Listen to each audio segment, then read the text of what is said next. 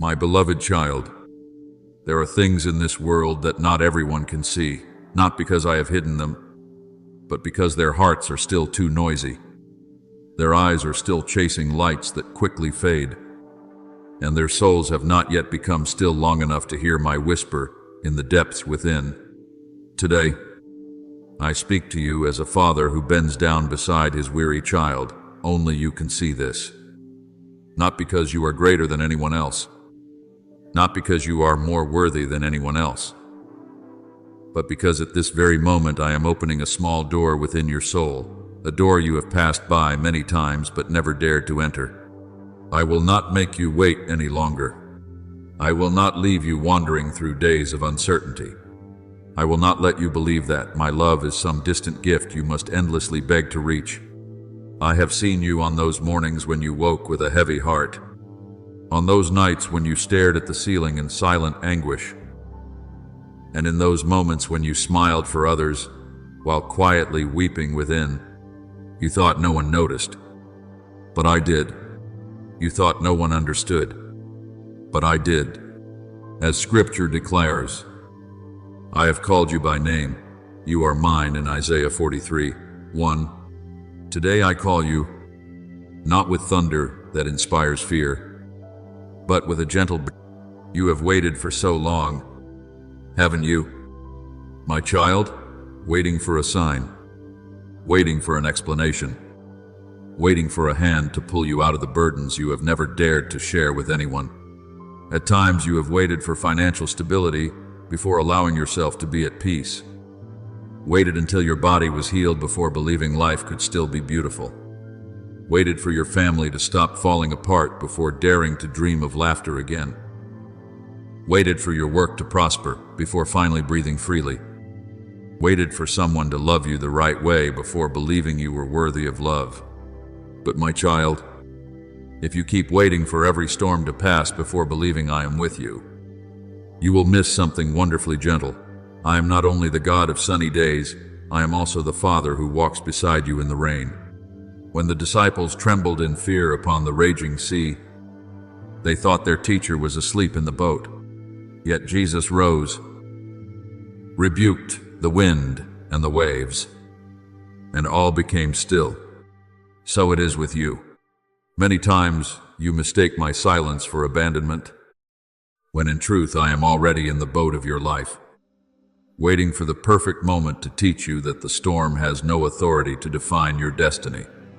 There are moments when I allow you to see what others cannot yet see, grace quietly growing in the very place where you believe only loss exists.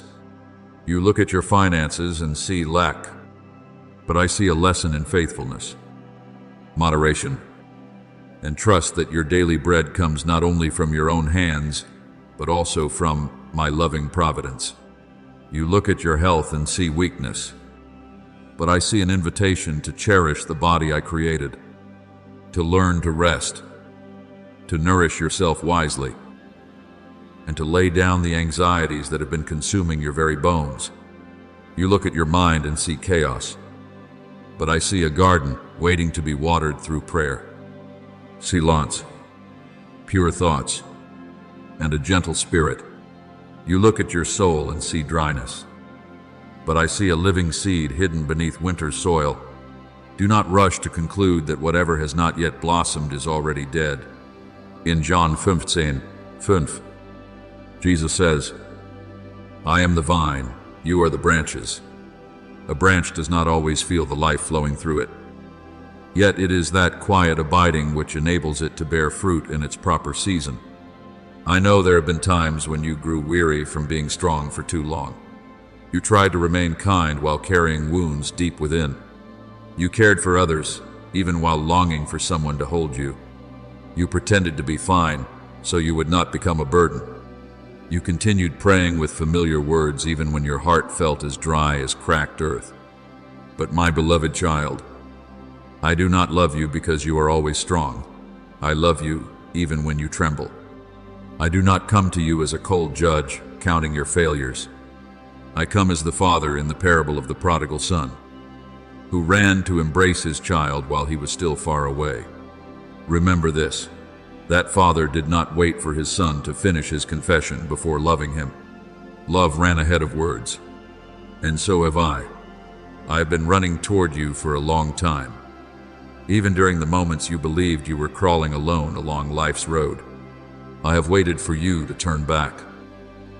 Not so I could condemn you, but so I could clothe you in a new robe, place a ring upon your hand, sandals upon your feet, and proclaim before heaven and earth that this child of mine was lost and now has been found. Therefore, do not allow your past to speak louder than my voice. The mistakes you have made, the decisions you regret, the people you trusted who betrayed you, the days you wasted, the seasons when you drifted away from prayer, none of these are powerful enough to erase your name from the palm of my hand. In Isaiah 49:16, I declare that I have engraved you upon the palms of my hands. This is not an extravagant image reserved for the perfect. It is a promise for souls who fear they have been forgotten. You may have been misunderstood by the world, abandoned by friends, wounded by family, disappointed in yourself, but I have never erased you. Every morning you awaken is another blank page I place into your hands. Every breath you receive is a reminder that your story is not over. Every tear you shed in silence is a precious jewel I gather into the treasury of my mercy. Look to creation and learn how to trust. A flower does not force itself to bloom before dawn. A bird does not try to store the entire sky inside its tiny nest. A river does not fear its winding path because it knows it is still flowing toward the sea. Jesus said in Matthew 6, "Look at the birds of the air. They do not sow or reap or store away in barns, and yet your heavenly Father feeds them." He also said, "Consider the lilies of the field. They neither labor nor spin, yet they are clothed in beauty beyond compare. I do not say this so you may become lazy or careless. I say it so you will not turn responsibility into chains, plans into idols, or tomorrow's worries into darkness that steals today's joy. You must still work, care for your family, manage your resources, heal your body, and discipline your mind. But do all these things with the peace of someone who knows they are never alone. A seed does not grow because it shouts into the earth. It grows because it quietly receives sunlight, water, time, and the loving providence of my hand. Perhaps you are asking, "Father, what is it that only I can see?" I will answer you gently. It is the sign I have already placed within your own life, a sign that is not loud, not dazzling like fireworks, but steadfast like the lamp that burns within the temple. It may be the quiet reminder in your heart each time you are about to surrender hope. A stranger speaking the exact words you needed at the perfect moment. A child's smile reminding you that life is still beautiful. A page of scripture opening as though it had been written just for you. An afternoon ray of sunlight resting upon your hand and softening your heart. Or the moment you were protected from what you believed was loss, only to discover later it was my rescue. Many times you have walked past miracles and called them coincidence. Many times I carried you across the deepest valleys while you believed it was merely luck. Many times you heard me calling and assumed it was only your own thoughts. Today I will not make you wait any longer, because I want you to understand that your life is not meaningless. Your wounds are not without purpose, and you were never created to live like a beggar searching for love outside your Father's house. From this moment forward, learn to see everything through eyes washed in my light. Your finance, whether abundant or scarce, you can become instruments of blessing if you use them with wisdom, gratitude, generosity, and never allow them to rule your heart. Your work, whether honored by many or hidden from all, can become a small altar where every effort is offered to me. For no act of love is ever overlooked in my sight. Your family, though imperfect, can become the ground where you learn forgiveness, attentive listening, and gentle words instead of words that wound. Your body, whether healthy or weary, is a temple of the Holy Spirit, as Paul reminds us in 1 Corinthians 6:19. Therefore, do not treat yourself as though you were nothing more than a worn-out tool. Care for your sleep, your breathing, your meals, your steps, and the moments of quiet your soul so deeply needs. Your mind also deserves protection from poisonous words, cruel comparaison, and endless streams of fearful news. Because what you continually listen to gradually becomes the room in which your soul lives. And when you enter that room of your mind, I want you to hang my promises upon its walls instead of your own condemnations. Do not write upon your heart, I am not good enough. Instead, write, my grace is sufficient for you. As is 2 Corinthians, Ab declares, do not write, it is too late. Remember that Abraham received my promise in old age, and Sarah laughed because she thought it impossible. Yet I caused the impossible to blossom into life. Do not write, I am too small. Remember David, only a young shepherd armed with a sling and stones. Yet, because his trust rested in me, the giant was no longer the final voice. Do not write, I have failed too many times. Remember Peter, who denied his Lord 3 times. Yet beside the shore, Jesus did not crush him beneath his past. Instead, he asked, do you love me? Love restores what sin has broken. Love raises those who have fallen. Love transforms the fearful into shepherds of my flock. My beloved child, I know there are things hidden within you that no one else can see, and that is why these words have been placed before you today. There are dreams you buried because you feared being mocked. There are prayers you stopped praying because you believed I would never answer. There are gifts you have hidden because someone once convinced you that you had no value. There are wounds you dismiss as nothing serious, though they have weighed heavily upon your heart for many years. I do not enter your life to deny your pain. I enter it to illuminate it, so you may discover that the place of your deepest wound can also become the place where light shines forth. Just as Christ's side was pierced, and from it flowed blood and water as signs of divine mercy. Your wounds, when placed into my hands, can become streams of comfort for others. One day, the very story you once wished to hide may become a lamp, guiding someone else through a night much like your own.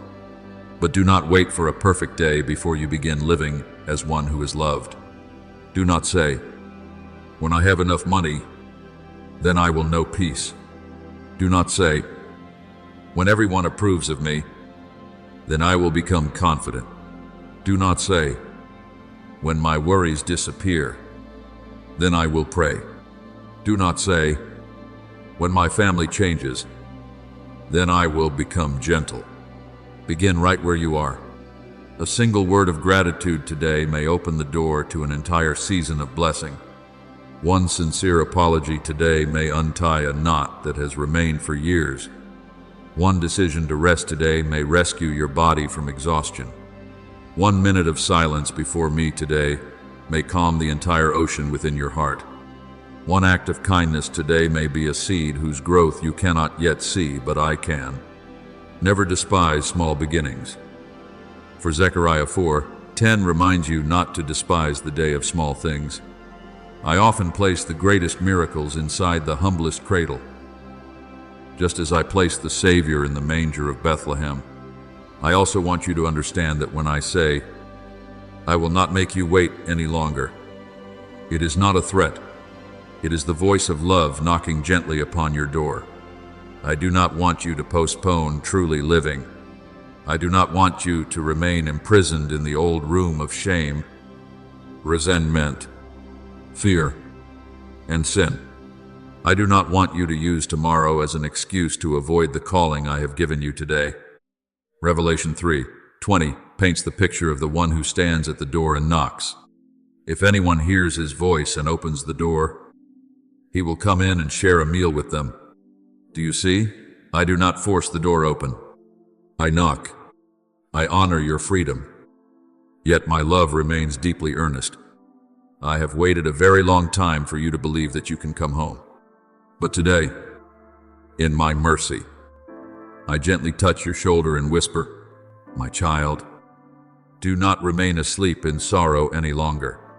Do not continue standing outside the feast I have already prepared for you. Do not cling to the torn garments of your past when I have already laid out a new robe for you. Perhaps you now stand before a choice, one familiar path that slowly withers your soul, and another unfamiliar road that frightens you because it requires trust, a relationship that robs you of peace, and a painful but necessary surrender, a habit that leaves your body weary, and a small discipline capable of leading you back to life, a job that no longer nourishes your dignity, and a courageous step for which you have prayed for so long, a way of thinking that constantly drags you downward, and a new perspective built upon my promises. I do not require you to understand everything before taking the first step. When I called Abraham to leave his homeland, he did not carry a complete map in his hands. He carried my promise. When Israel stood before the Red Sea, they saw no path until obedient feet moved forward. When Mary answered, "Let it be unto me," she did not see the entire journey to Calvary and the morning of the resurrection. Yet she trusted the one who had spoken. Faith is not seeing everything before you move. Faith is hearing my voice and walking in the light I give you for today. Allow me to touch the way you see yourself. You are not the sum of everything others have ever said about you. You are not the shadow of yesterday's failures. You are not the forgotten child trapped inside old memories. You are not someone who must constantly prove that your existence has value. You are my child. Before you ever accomplished anything, I loved you. Before you ever learned how to heal yourself, I came searching for you. Before you even knew how to pray, the Spirit was already interceding within you with groanings too deep for words. As Romans 8:26 reminds you that the Spirit helps us in our weakness. Therefore, do not come to me wearing a mask. Come to me with your true face, bringing your weariness, your sins, your doubts, and every question that still remains unanswered. I am not afraid of your truth. Only darkness requires you to pretend. My light does not shame you. My light heals you. You do not need to pretend. My light is not meant to shame you. My light is meant to heal you. From that place of healing, you will begin to see the world with a different heart. You will see a family meal not merely as food upon a table, but as a feast of grace and love. You will see a day's work not merely as a responsibility, but as an opportunity to sow faithfulness. You will see a difficult person not merely as a burden, but as an invitation to practice patience while still honoring healthy boundaries. You will see the rain not merely as something that slows your steps, but as what washes the dust from every leaf. You will see growing older not merely as losing youth, but as drawing nearer to wisdom. You will see your children not merely as responsibilities to carry, but as precious souls I have entrusted to you, so that you may learn to love as I love. You will see your parents, though imperfect, as those through whom you may learn gratitude and forgiveness. Even ordinary days will carry a sacred fragrance, for I am present not only in churches, hymns, and holy feast days, but also in the cup of water you drink, in every breath you breathe, and in every compassionate glance you offer to someone in need of encouragement. My beloved child, I long for you to slow down enough to recognize these gifts. The world teaches you to run faster, possess more, prove more, and compare more. Yet the kingdom of heaven grows like a mustard seed, small yet steadfast, quiet yet powerful. I do not measure your life by the applause of the crowd. I measure it by the love you have sown, the faithfulness you have preserved, the truth you have chosen, and the times you have fallen yet still turned back toward the light. There are those who possess much, yet their hearts remain poor because they have never learned to give thanks. There are others who possess little, yet their souls are as vast as golden fields because they know that everything is a gift of grace. When you choose gratitude, your problems may not disappear at once, but your eyes are open to see that I am already at work within them. Gratitude is the key that unlocks the door which complaining has kept shut. So today, I invite you to place your hand upon your heart and listen. You need no eloquent words. You need not pretend to be holy. Simply say, "Father, here I am." When you speak those words, all of heaven does not turn away. I hear you. I come to you. I embrace the part of you that you believed was unworthy of being embraced. I breathe peace into the places you have held tense for far too long. I restore within you a hope that is not loud, yet enduring, like a small lamp that no storm of life can extinguish. Then rise not as one who has never suffered, but as one who knows they have been lifted up. Call the person with whom you need to make peace, if doing so is wise and safe. Forgive within your heart if they are not yet ready to meet you. Begin caring for your body through one small act of kindness.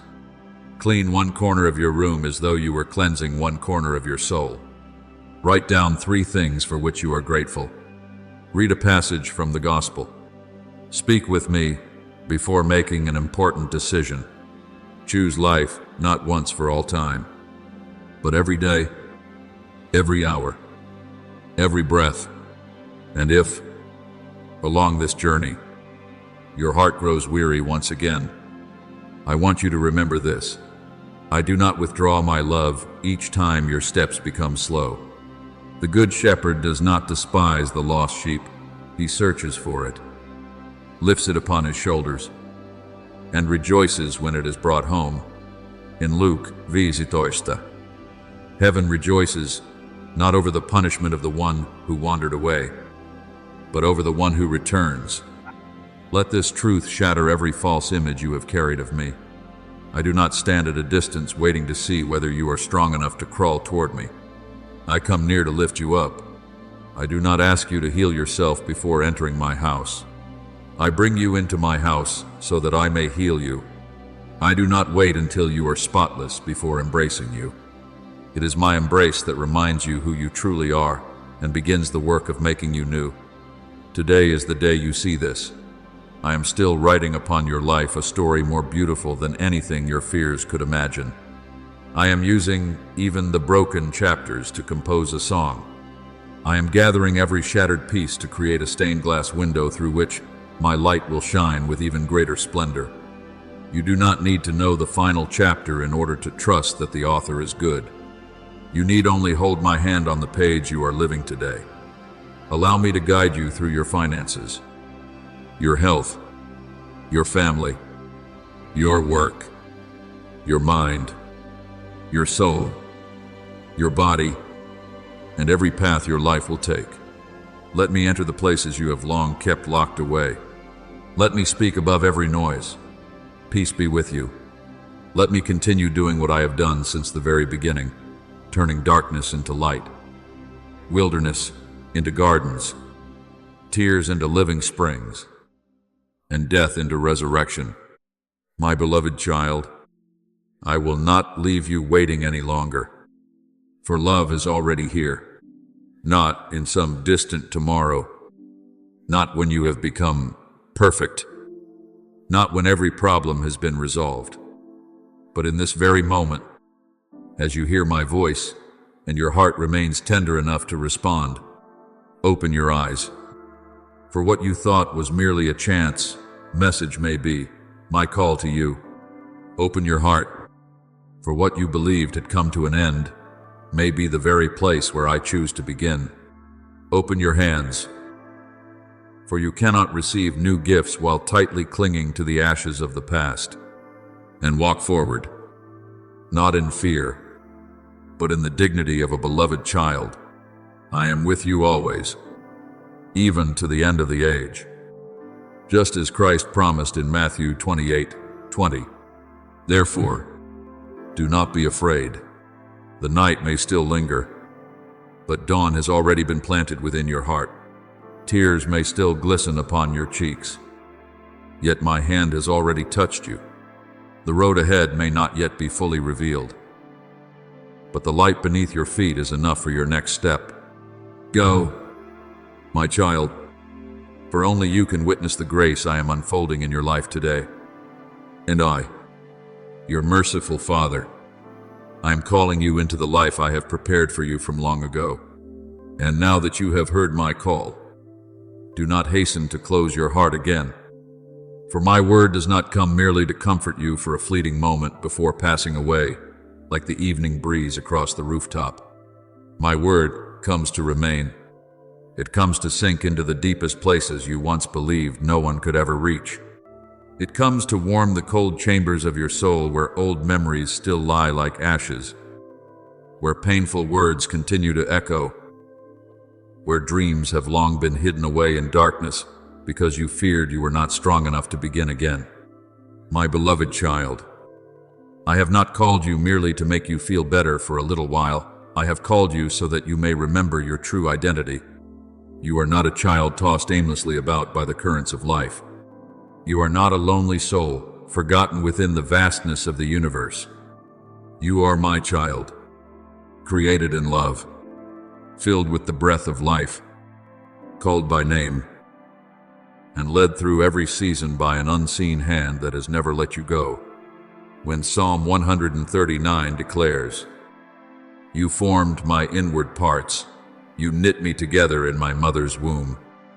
It is not merely ancient poetry, it is the truth I desire to restore within your heart today, before the world ever knew you. I knew you, before you could do anything to prove your worth. I looked upon you and declared that you were precious in my sight. From this truth, allow my light to slowly enter the fears you have tried so hard to hide. Perhaps you fear that you are not capable enough to continue, that age has stolen your opportunities, that your health is no longer what it once was, that your finances will not sustain the days ahead, that your family may never truly be restored, that the one you love may leave you, that your children are growing up in a world filled with storms, that your work has little meaning, that your prayers go unanswered, or that trusting again will only lead to disappointment. I do not condemn you for these fears, for I know that you are formed of dust and breath fragile, yet infinitely precious. But my child, I do not want fear to become the shepherd of your life. As 2 Timothy 1:7 declares, God has not given you a spirit of fear, but of power, love, and self-control. Let those words rise within you like a torch in the darkness. Fear may knock upon your door, but you need not invite it to sit upon the throne. Anxiety may pass through your mind, but you need not allow it to write the laws governing your tomorrow. I alone hold your future. I am the one who places the sun in the morning sky, the moon and stars upon the night, the seasons within their appointed course, and within your own heart the power to rise again in ways you have not yet fully understood. As you begin to believe this, everything around you may not change immediately, but the way you stand before everything will be transformed. The money in your hands will no longer be an idol that fills you with fear, but a seed to be planted with wisdom. The work before you will no longer be merely a burden that drains your strength, but a field where you learn perseverance, faithfulness, and service. The home in which you live, whether spacious or humble, will no longer be merely shelter from sun and rain, but a sacred dwelling where you practice speaking more gently, forgiving more quickly, listening more deeply, and turning ordinary meals into feasts of thanksgiving. Your body, whether young or wearied by many years, will no longer be something you judge harshly, but a temple worthy of gentle care. Remember that Jesus never despised the human body.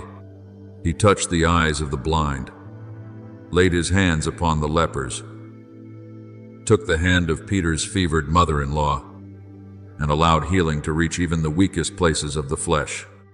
Therefore, when you rest at the proper time, eat with moderation. Step outside to breathe the fresh air, or allow yourself peaceful sleep instead of drowning in worry. You are not being selfish. You are learning to honor the gift I have entrusted to you. From caring for your body, I now lead you into the deeper realm of your mind, where many silent battles are fought without the clash of visible swords. There are days when your greatest struggle is not with anyone outside you, but with the dark thoughts within your own heart. A single harsh criticism may become a thorn you carry for years. One failure may become a voice repeating that you will never be enough. One rejection may cause you to question your entire worth. But my beloved child, not every voice echoing through your mind comes from the truth. Some voices belong to wounds, some to the past, some to the world, and some to the one who longs for you to forget that you belong to me. Therefore, learn to discern as a watchman guarding the gates of a city through the night. Whenever a thought pulls you away from peace, from faith, from love, or from the dignity of being my child, bring it into the light and ask yourself, does this sound like my Father's voice? For even when I correct you, I do not crush you. Even when I warn you, I do not humiliate you. Even when I call you to change, I never rob you of hope. In John 7:27, Jesus says, my sheep hear my voice, I know them, and they follow me. You will gradually recognize my voice, not with your physical ears, but through the deep peace that the world can never imitate. From that place of peace, you will come to understand that your waiting has never been meaningless. There are prayers you thought had fallen to the ground and disappeared. Yet I have kept them within my heart like seeds, stored safely until the proper season for planting. You measure time by the small clock upon your wrist. I behold it through the span of eternity. You long for answers to come immediately, so your heart may feel lighter. While I sometimes delay, not because I love you less, but because I am preparing within you a greater capacity than what you have asked to receive. Joseph, the son of Jacob, dreamed of being lifted high, yet between his dream and its fulfillment lay the pit, betrayal, Potiphar's house, prison, and years of being forgotten. Had Joseph judged his life chapter by chapter, he might have believed it was nothing but injustice. Yet when my appointed time arrived, that very path of suffering became the road through which an entire nation was preserved during famine. Therefore, do not rush to draw conclusions about your life while your story is still being written. What appears today to be delay may actually be protection. What seems today to be loss may become deliverance. What appears today to be a closed door may simply be my hand preventing you from entering a place that was never meant for you. And when you learn to trust while you cannot yet see, you will no longer regard your quiet seasons as seasons of abandonment. The grain of wheat hidden in the darkness of the soil is not buried in vain. It has been placed where it must be transformed. Jesus declared in John 12:24 that unless a grain of wheat falls into the earth and dies, it remains alone, but if it dies, it bears much fruit. There are old things within you that must fall away so that something new may grow. Pride must soften so that love may take root. The habit of trying to control everything must loosen its grip so that faith may breathe.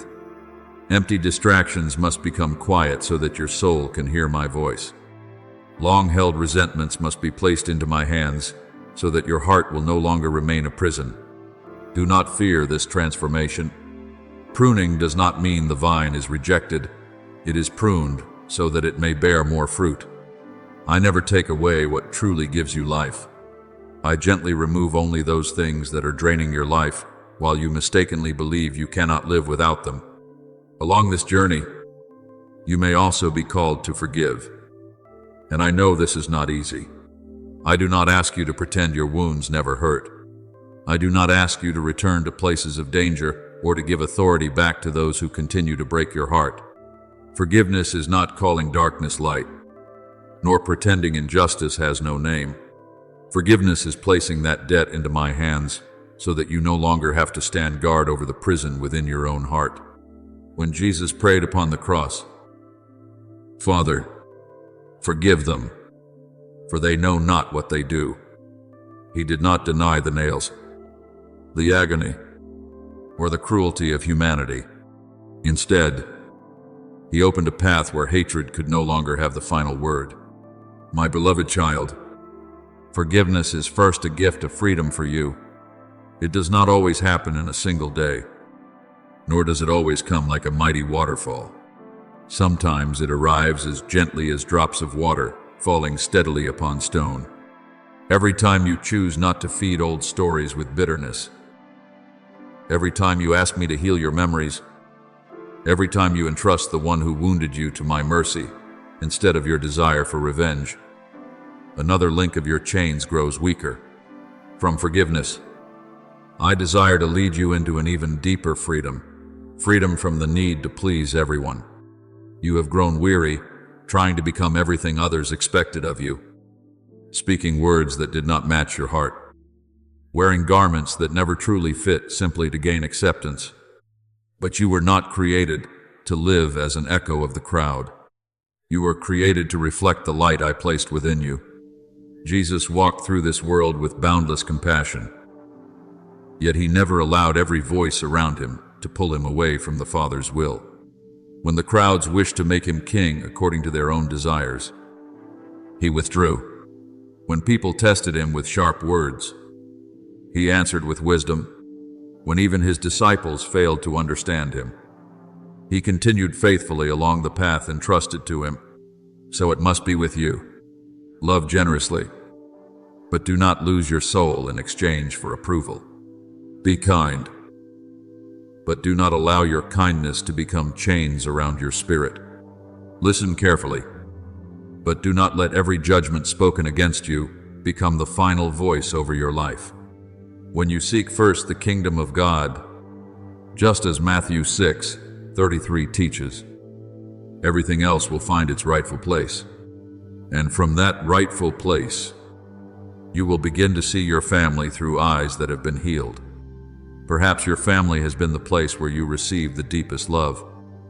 Yet perhaps it has also been the place where you have carried your deepest wounds. I know of the meals so silent they chilled your heart, the conversations that turned into arguments, the careless words of parents that pierced your soul, the expectations laid upon your shoulders like heavy stones, the children who kept you awake with worry, and the loved ones you cherished yet never quite knew how to draw near to. I do not want you to look upon your family with despair. Remember this: I chose to come into the world through a family. Jesus, too, was raised beneath a roof marked by honest labor, obedience, ordinary journeys, and countless quiet days that were never written in the scriptures. That alone tells you that family life, however simple it may seem, is a place where grace often hides itself. Every gentler word you speak, every painful remark you choose to withhold, every prayer you offer for those you love instead of judging them, every moment you choose loving presence over cold distance, becomes another window through which my light may enter. Not everyone will change at once, but you can become the beginning of a different atmosphere within your home. Yet never forget that loving your family does not mean neglecting your own soul. I do not desire for you to burn yourself to ashes and call it holy sacrifice. A lamp that is meant to shine must first be filled with oil. Though Jesus healed multitudes and taught without ceasing, he still withdrew to lonely places to pray. If even my only begotten Son sought moments alone with the Father, then you, too, need seasons of stillness to be renewed.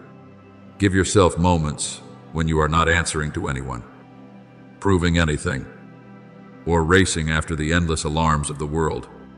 Let your mornings begin with a grateful breath. Let your nights end with an act of surrender. Place your hands upon your worries and say, Father, I place into your hands what I cannot control, not because you are weak in any shameful sense, but because you are wise enough to know that you were never created to carry the heavens upon your shoulders. I alone uphold the heavens and the earth. Your calling is simply to remain faithful to the portion entrusted to you today. From that day forward, you will discover that your work itself can become a prayer. You do not meet me only when you kneel inside a church. Whenever you labor honestly, refuse to deceive even when no one is watching, serve with a pure heart, remain patient with difficult people, or complete even the smallest task with loving care, you offer me a pleasing sacrifice. The Apostle Paul reminded believers in Colossians 3:23 that whatever they do should be done wholeheartedly, as though working for the Lord rather than for people. Therefore, never despise small responsibilities. An email written with respect, a room carefully cleaned, a meal prepared with love, a promise faithfully kept, money earned honestly, a decision that refuses to compromise with wrongdoing. Each of these becomes another stone in the invisible temple being built within your life. The world applauds only what is spectacular, but I see even the quietest acts of faithfulness. Even so, remember that worldly success can never replace the peace of your soul. If you possess more yet love less, you are becoming poorer without realizing it. If others praise you while you lose the truth within your own heart, then you are building your life upon sand.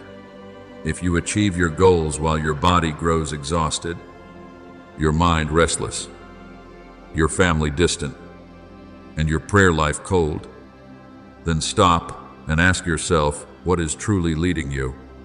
I am not against wholesome prosperity, dreams, or the growth of the gifts I, myself, have planted within you. But I desire for you to flourish like a tree planted beside flowing waters, with roots deep in grace, leaves green with peace, and fruit sweet with love. Psalm 1 says that the one who delights in the law of the Lord is like a tree planted by streams of water, bearing fruit in its season, whose leaves never wither. Let that image guide your heart. Not a tree that rushes, not one that envies another, not one that tears up its own roots in search of another forest, but a tree planted exactly where I have placed it, drawing from the right source, bearing fruit in the right season. From those living waters, you will learn to look upon your children and the generations to come with hope instead of fear. It is true that the world contains much darkness, but my light has never ceased to shine. Do not pass your anxieties on to your children. Pass on your faith, your kindness, your honesty, your gratitude, and your courage to stand for what is right. Do not teach them only how to make a living. Teach them how to truly live. Do not prepare merely a future filled with wealth. Help them cultivate hearts that cannot be bought by wealth. Do not pray only that they become successful. Pray that they grow into souls both gentle and strong. When Moses' mother placed her child in a small basket upon the Nile, she could not control the river, Pharaoh's palace, or the dangers ahead. Yet she faithfully did what had been entrusted to her, and I guided that child toward a destiny greater than her fears. So it is with those you love. You cannot shield them from every storm, but each day you can place them into my hands through prayer, by your example, through love that does not suffocate, and through wisdom that knows how to support without possessing. As you learn to entrust those you love into my hands, your own heart will grow lighter, and within that lightness you will find room for joy. Never believe that holiness must always wear the face of sorrow. I am the one who created the songs of birds, the blue sky, the sweetness of ripe fruit, the laughter of little children, the fragrance of earth after rain, the glow of candles in the night, the embrace of loved ones, and music that softens the heart.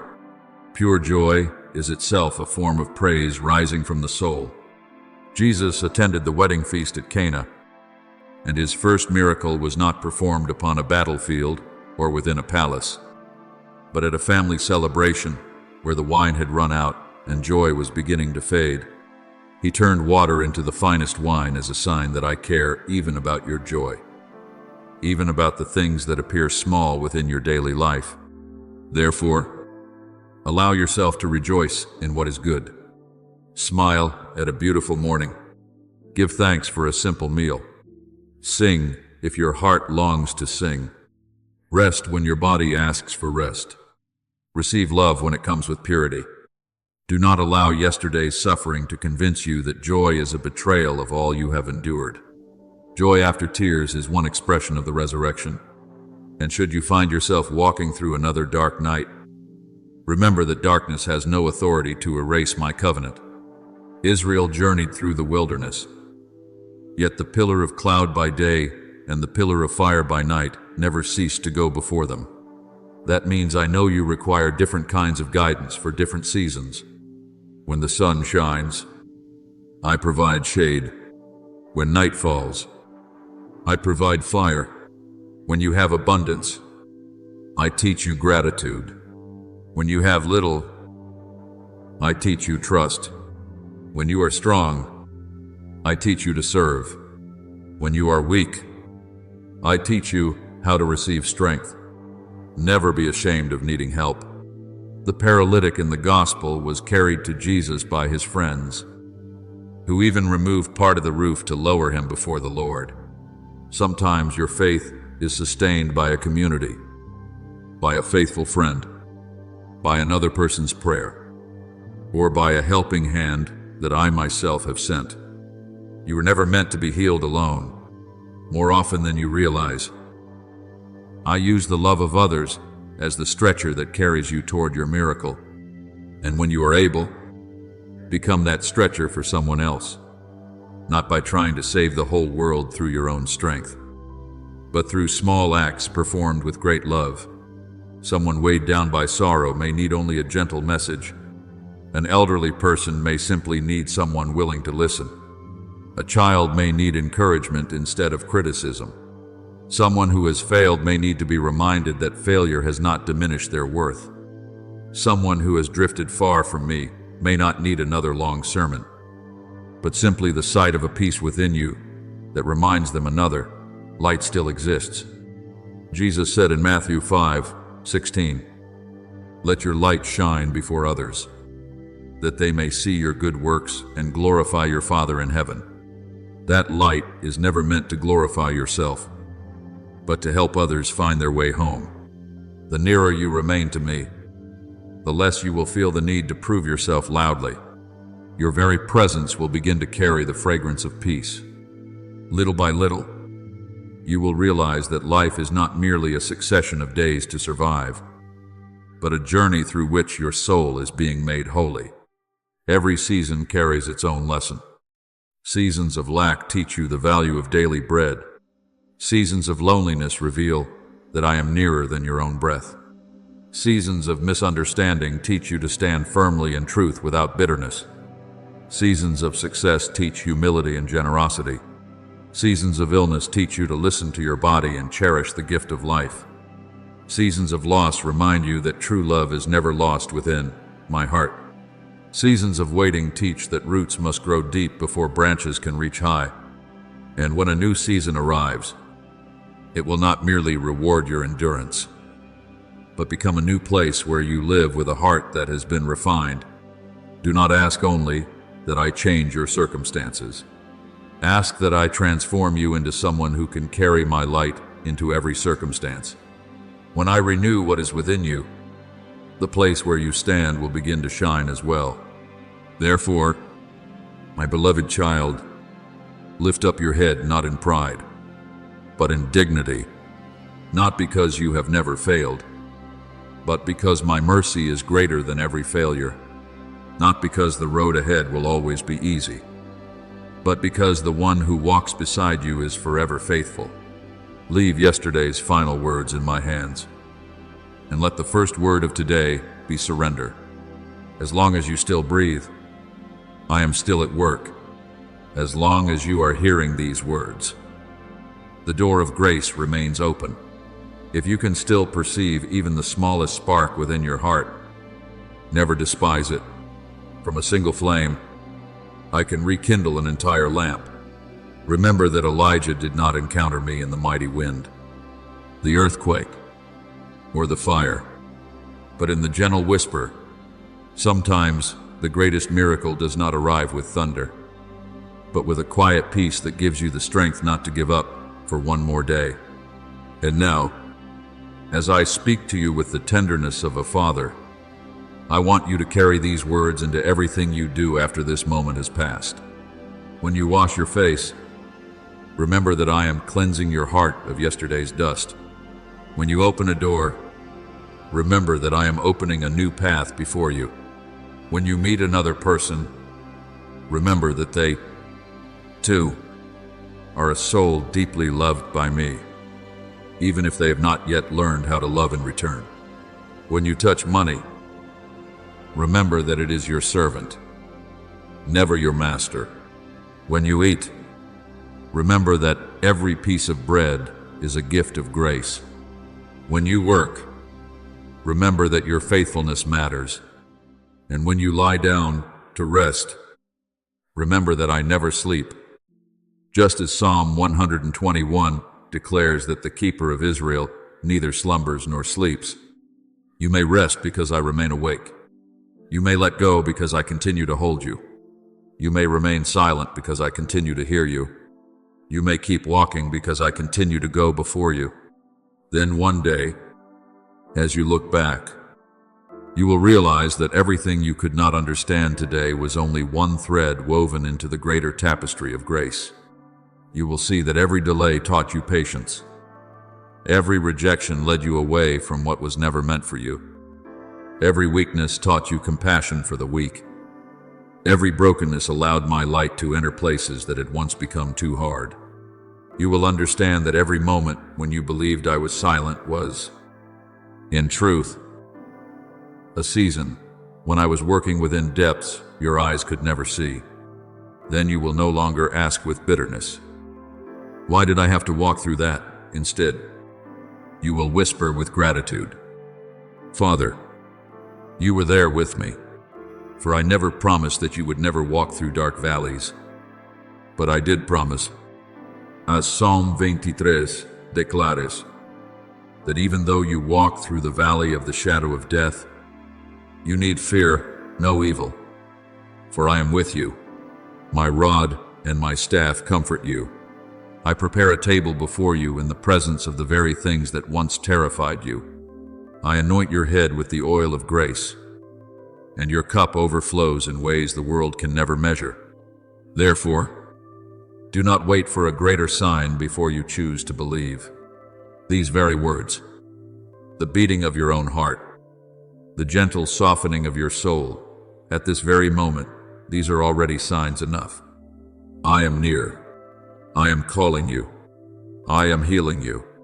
I am restoring you. I am teaching you to step out of the old room and into a new land of peace.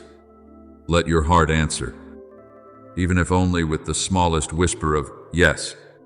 Mary said, "Let it be unto me." And the history of salvation unfolded. One small yes from your own heart today can also open the door to a new season. Yes to life. Yes to healing. Yes to faith. Yes to releasing whatever has been causing your soul to wither. Yes, to caring for yourself with love. Yes, to forgiving according to the slow and faithful work of grace. Yes, to walking forward, even when you cannot yet see the entire path. Yes, to me, the Father who has never ceased loving you. My beloved child, receive this peace as the cloak I gently place upon your shoulders. Receive this hope as the bread I place into your hands for the long journey ahead. Receive this light as the lamp beneath your feet in the night. You do not need to wait until everything is perfect before you begin to live. You do not need to wait until every fear disappears before you take your next step. You do not need to wait until every wound is healed before you begin to love. I call you exactly as you are today with trembling hands, with a heart still full of questions, with a past still marked by pain, and with a future that remains unseen. I do not call you because you are already ready according to your own understanding, but because my grace is sufficient to prepare you as you walk. Rise, my child. Walk in the light you have received. Bring love into your home, into your work, into your words, into the way you use money, into the way you care for your body, into the way you think about yourself, into the way you see others, and into the way you face tomorrow, whatever lies ahead. Never forget this: I am with you. I have known you from the very beginning. I am holding you even now, and I will lead you to the place where your heart, after so many weary years, will finally breathe in the peace of the Father's house. And as you take another step in that light, I want you to understand that not every sign I give comes like the sound of a trumpet echoing from the mountaintop. More often, I come in ways so small that only a listening heart can recognize my presence. Do you remember the prophet Elijah? He stood boldly against the false prophets. Yet there came a time when he became so weary that he sat beneath a broom tree and asked to die. I did not rebuke him in anger, nor did I command him to rise immediately and prove his faith.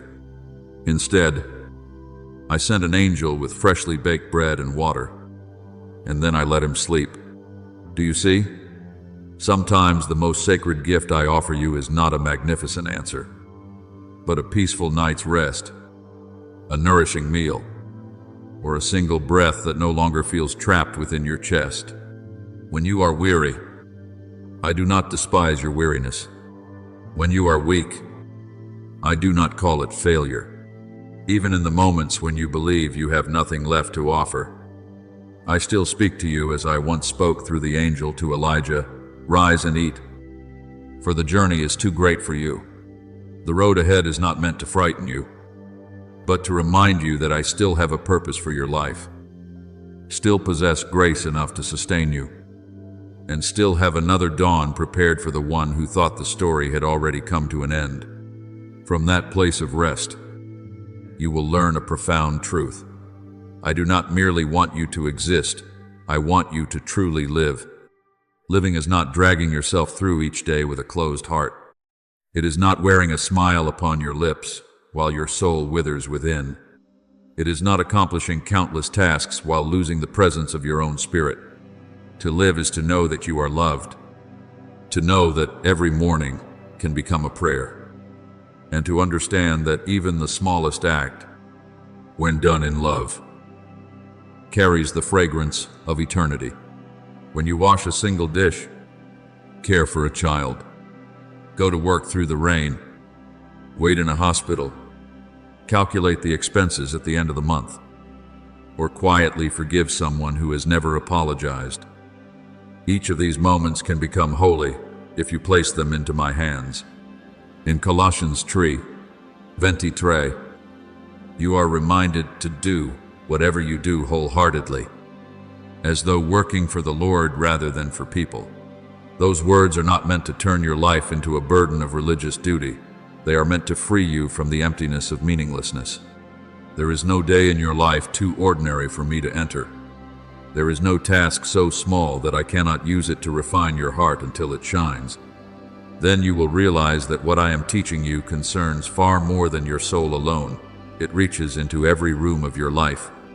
In the room of your finances, I want you to stop living in fear as though money were the god that determines your future.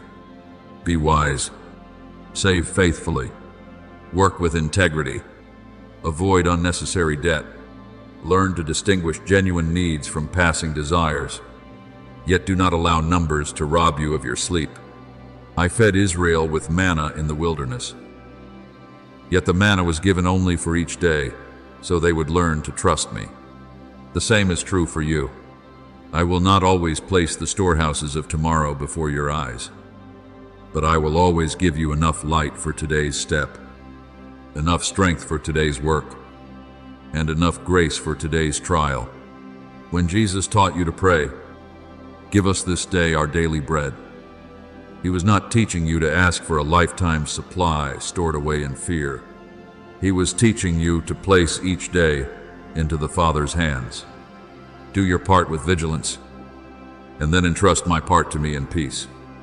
In the room of your health, I want you to listen to your body as you would listen to a faithful friend who has endured in silence for far too long. Your body is not the enemy of your soul, nor is it a machine to be exhausted and discarded. I formed you from the dust of the earth and breathed my own breath of life into you. Therefore, even this fragile body bears the fingerprints of its creator. Do not ask only for healing while continuing to live by habits that slowly wear you away. Let your sleep become an act of surrender. Let nourishing meals become an expression of gratitude. Let every walk beneath the open sky become a way of returning to the rhythm I established within creation itself. When Jesus met the paralytic beside the pool of Bethesda and asked, "Do you want to be healed?"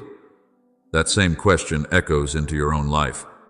Do you truly desire healing, not only in your body, but also in the way you treat yourself? Are you willing to leave behind the old mat of resentment, neglect, and self-condemnation, and rise to walk in the dignity I have prepared for you? If your answer is yes, then begin with one small but genuine step. I often heal you not only through instant miracles, but through humble choices faithfully repeated day after day. In the room of your mind, where countless voices compete like the clamor of a crowded marketplace at dusk, I long to light a lamp. You have listened to too many voices that taught you to doubt yourself. You have allowed quiet comparisons to consume your joy. You see another person's success and believe you have been left behind. You see another person's happiness and imagine that I have forgotten you. You see another person deeply loved and conclude that your own heart is somehow less worthy. But, my beloved child, I did not create you to become a faded copy of anyone else. Every flower has its own season to bloom. Every star has its appointed place. Every soul carries its own unique melody within the great hymn of creation. In Romans 12, Paul urges you not to conform to this world, but to be transformed through the renewing of your mind. Renewing your mind does not mean denying reality. It means learning to see reality through my light. When your thoughts whisper, "I cannot do this," answer them by saying, "I can do all things through him who strengthens me." When fear insists, "I will lose everything," remember that nothing can separate you from the love of Christ. When shame tells you, "You are not worthy," let the cross answer on your behalf that you are worth so much that the only Son of God gave himself for you. And within the room of your family, where laughter and unspoken wounds often dwell side by side, I want to teach you how to love with a love that is matured. Love is not endlessly enduring everything that is harmful while forgetting to guard your own heart. Neither is love controlling others under the disguise of concern. Love is patient and kind. It is not jealous or boastful. It does not seek its own advantage. Just as 1 Corinthians 13 has illuminated through generations. Yet love also requires truth, wisdom, and healthy boundaries. Some families need an embrace. Some families need an apology. Some families need silence. so that angry words do not become sharpened blades. Some families simply need time for their wounds to be cleansed through prayer and humility. If you are a father or a mother, remember that your children need more than food and clothing. They need to see in your eyes a place of safety to which they can always return. If you are a son or a daughter, remember that your parents are also human beings who have known weakness, fear, and moments when they did not know how to love well. And if you find yourself surrounded by brokenness, do not lose hope. I turned water into the finest wine at Cana. I can also soften the dryness within your home. If only you are willing to invite me into the ordinary banquet of your family life.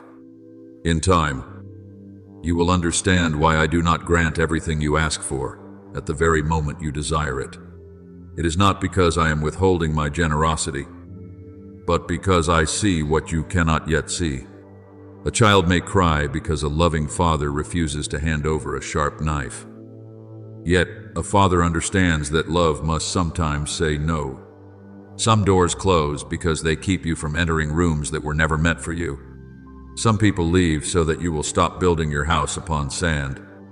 Some plans fail because they spare you from a kind of success that would impoverish your soul. Some prayers I answer slowly because, during the waiting, I am deepening your roots. A tree that grows quickly but sends its roots only shallowly into the earth cannot withstand the storm. A soul destined to carry great blessings must first learn how to stand firm through hidden seasons. Joseph, in the Old Testament, passed through the pit, slavery, and prison before becoming the one through whom many nations were saved from famine. Had Joseph judged his life by each painful chapter alone, he might have believed he had been abandoned.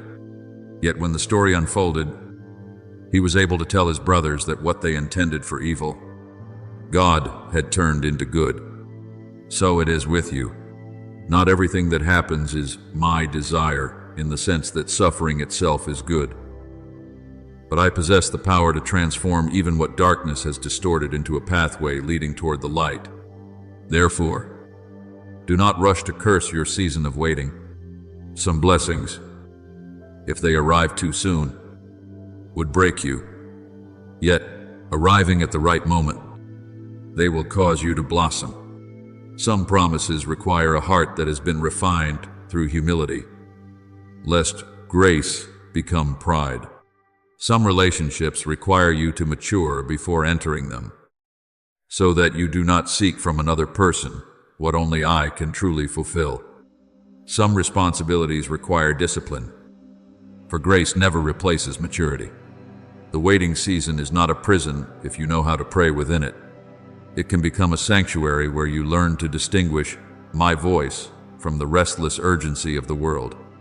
Psalm 27, 14 declares, "Wait for the Lord, be strong, and let your heart take courage." Waiting is not passive idleness.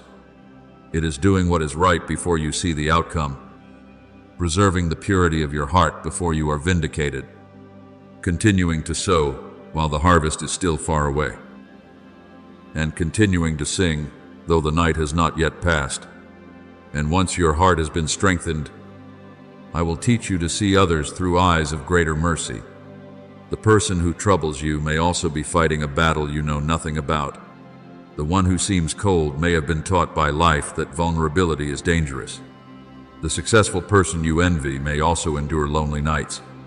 The one who has failed and whom you are tempted to judge may be struggling to rise beneath burdens heavier than you can imagine. This does not mean you must allow anyone to wound you, but it does mean you need not carry within yourself the fire of judgment that burns your own soul. Jesus looked upon Zacchaeus in the sycamore tree not as a despised tax collector, but as a beloved son who needed to be called down and welcomed to the table. One loving glance was enough to open Zacchaeus' heart, and transformation began within his home. You, too, can become such a glance for someone else.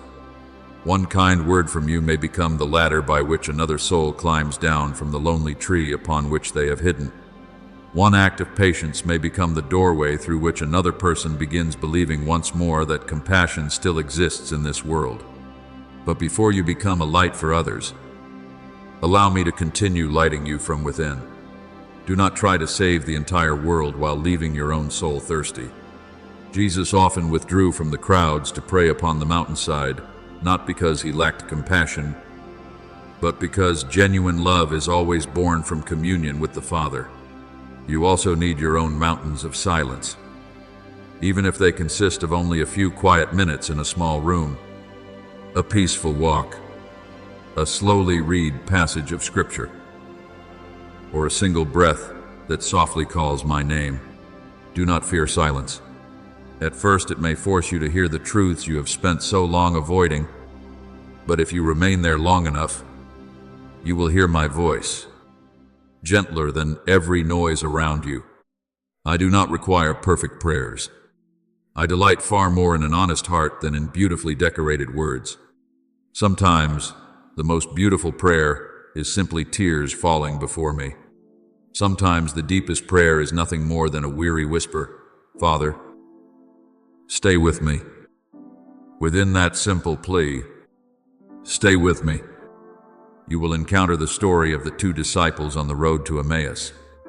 They departed from Jerusalem with hearts filled with disappointment because the Master in whom they had placed their hope had died. They walked together, speaking of their sorrow, never recognizing that the risen Christ himself was walking beside them. How many times have you been just like them, traveling the road of life with heavy shoulders, recounting all that has been lost, believing that hope itself has been buried in the grave, yet I have continued walking beside you, explaining my ways through countless quiet moments, causing your heart to burn even while your eyes remained unable to recognize me. Only when they invited him to remain with them and he broke the bread did their eyes finally open. My beloved child, perhaps you, too, are walking your own road to Emmaus. What you believe to be the end may simply be the very path upon which the risen Lord is quietly accompanying you. Invite me to remain with you in the evening of your life, within your home, at your table, in your decisions, and even in your disappointments. When I break bread within your life, your eyes will be opened, and you will say, "Our hearts had been burning within us all along." From that holy fire, do not return to your former life as someone ruled by darkness. Choose each day to live as one who has been called by name. When you pick up your phone each morning, do not allow the world to become the first voice shaping your soul. Let a simple prayer of thanksgiving greet the new day instead. As you step outside, do not carry only your list of tasks. Carry the awareness that you have been sent to sow peace wherever you go. When trials come, do not immediately ask, "Why am I being punished?" Instead ask, "Father, what are you teaching me through this? What are you protecting me from? How are you inviting me to grow?" When joy comes, do not consume it as though it were ordinary. Lift it up as thanksgiving. When success comes, bow your head so that grace does not become pride. When failure comes, rise again so that failure never becomes your identity. You are not your darkest day. You are the beloved child whom I continue to call by name, for whom I continue to wait at the door, for whom I continue to prepare a table, and for whom I continue to keep the lamp burning through the night. And if you find yourself anxious about the future, I want you to place that future into the hands that first fashioned the dawn. You do not know everything that lies ahead, but you do know the one who walks beside you. I have never promised that you would never pass through deep waters. Yet in Isaiah 43, I declare that when you pass through the waters, I will be with you. When you pass through the rivers, they shall not overwhelm you. When you walk through the fire, you shall not be burned. This is not the promise of a life without trials, but the promise of a presence that will never abandon you. There are roads you must walk, But there is not one you must walk alone. There are nights when you must weep, but not a single tear falls outside my sight. There are doors you must knock upon, yet my hand has already gone before you, preparing what your soul truly needs. The future does not rest in the hands of fear. The future rests in my hands, and you rest within my heart. Therefore, my child, be courageous enough to let go of everything that no longer nourishes life. Let go of the resentment that has made your heart bitter like stagnant water. Let go of the habit of belittling yourself, as though humility meant despising your own soul. Let go of the bonds that draw you away from me, away from peace, away from the dignity I have given you. Let go of the need to be understood by everyone, for even Jesus was misunderstood, yet he continued to walk faithfully in the truth. Let go of the fear that you are running out of time, for my rhythm is not the frantic pace of this world. Let go of the cracked old vessel so that I may pour new wine into your heart. Yet understand this, letting go is not losing everything. It is opening your hands to receive what I have already prepared for you. Unless a grain of wheat falls into the earth and dies, it remains only a single grain. But if it dies, it bears much fruit.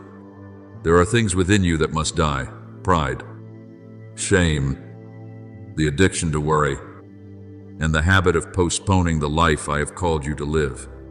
When these things die through grace, you will not become poorer, you will become freer. Within that freedom, I will teach you to walk with a gentle joy, not the noisy kind that merely covers pain, but a joy as deep as an underground spring that continues to flow even when the surface of the land has become dry. That joy comes from knowing that I am with you, that you were never meant to carry the weight of the universe upon your shoulders, that my love does not withdraw when you are weak, and that my grace does not run dry when you soul. Psalm 23 declares, "The Lord is my shepherd, I shall not want." Those words do not mean that the one who is shepherded will never walk through the darkest valley, for the very same psalm speaks of that valley. Yet the soul does not fear because the Lord is there. So it is with you. Your safety does not depend on a road that is always smooth, but on my rod and my staff that continue to guide you.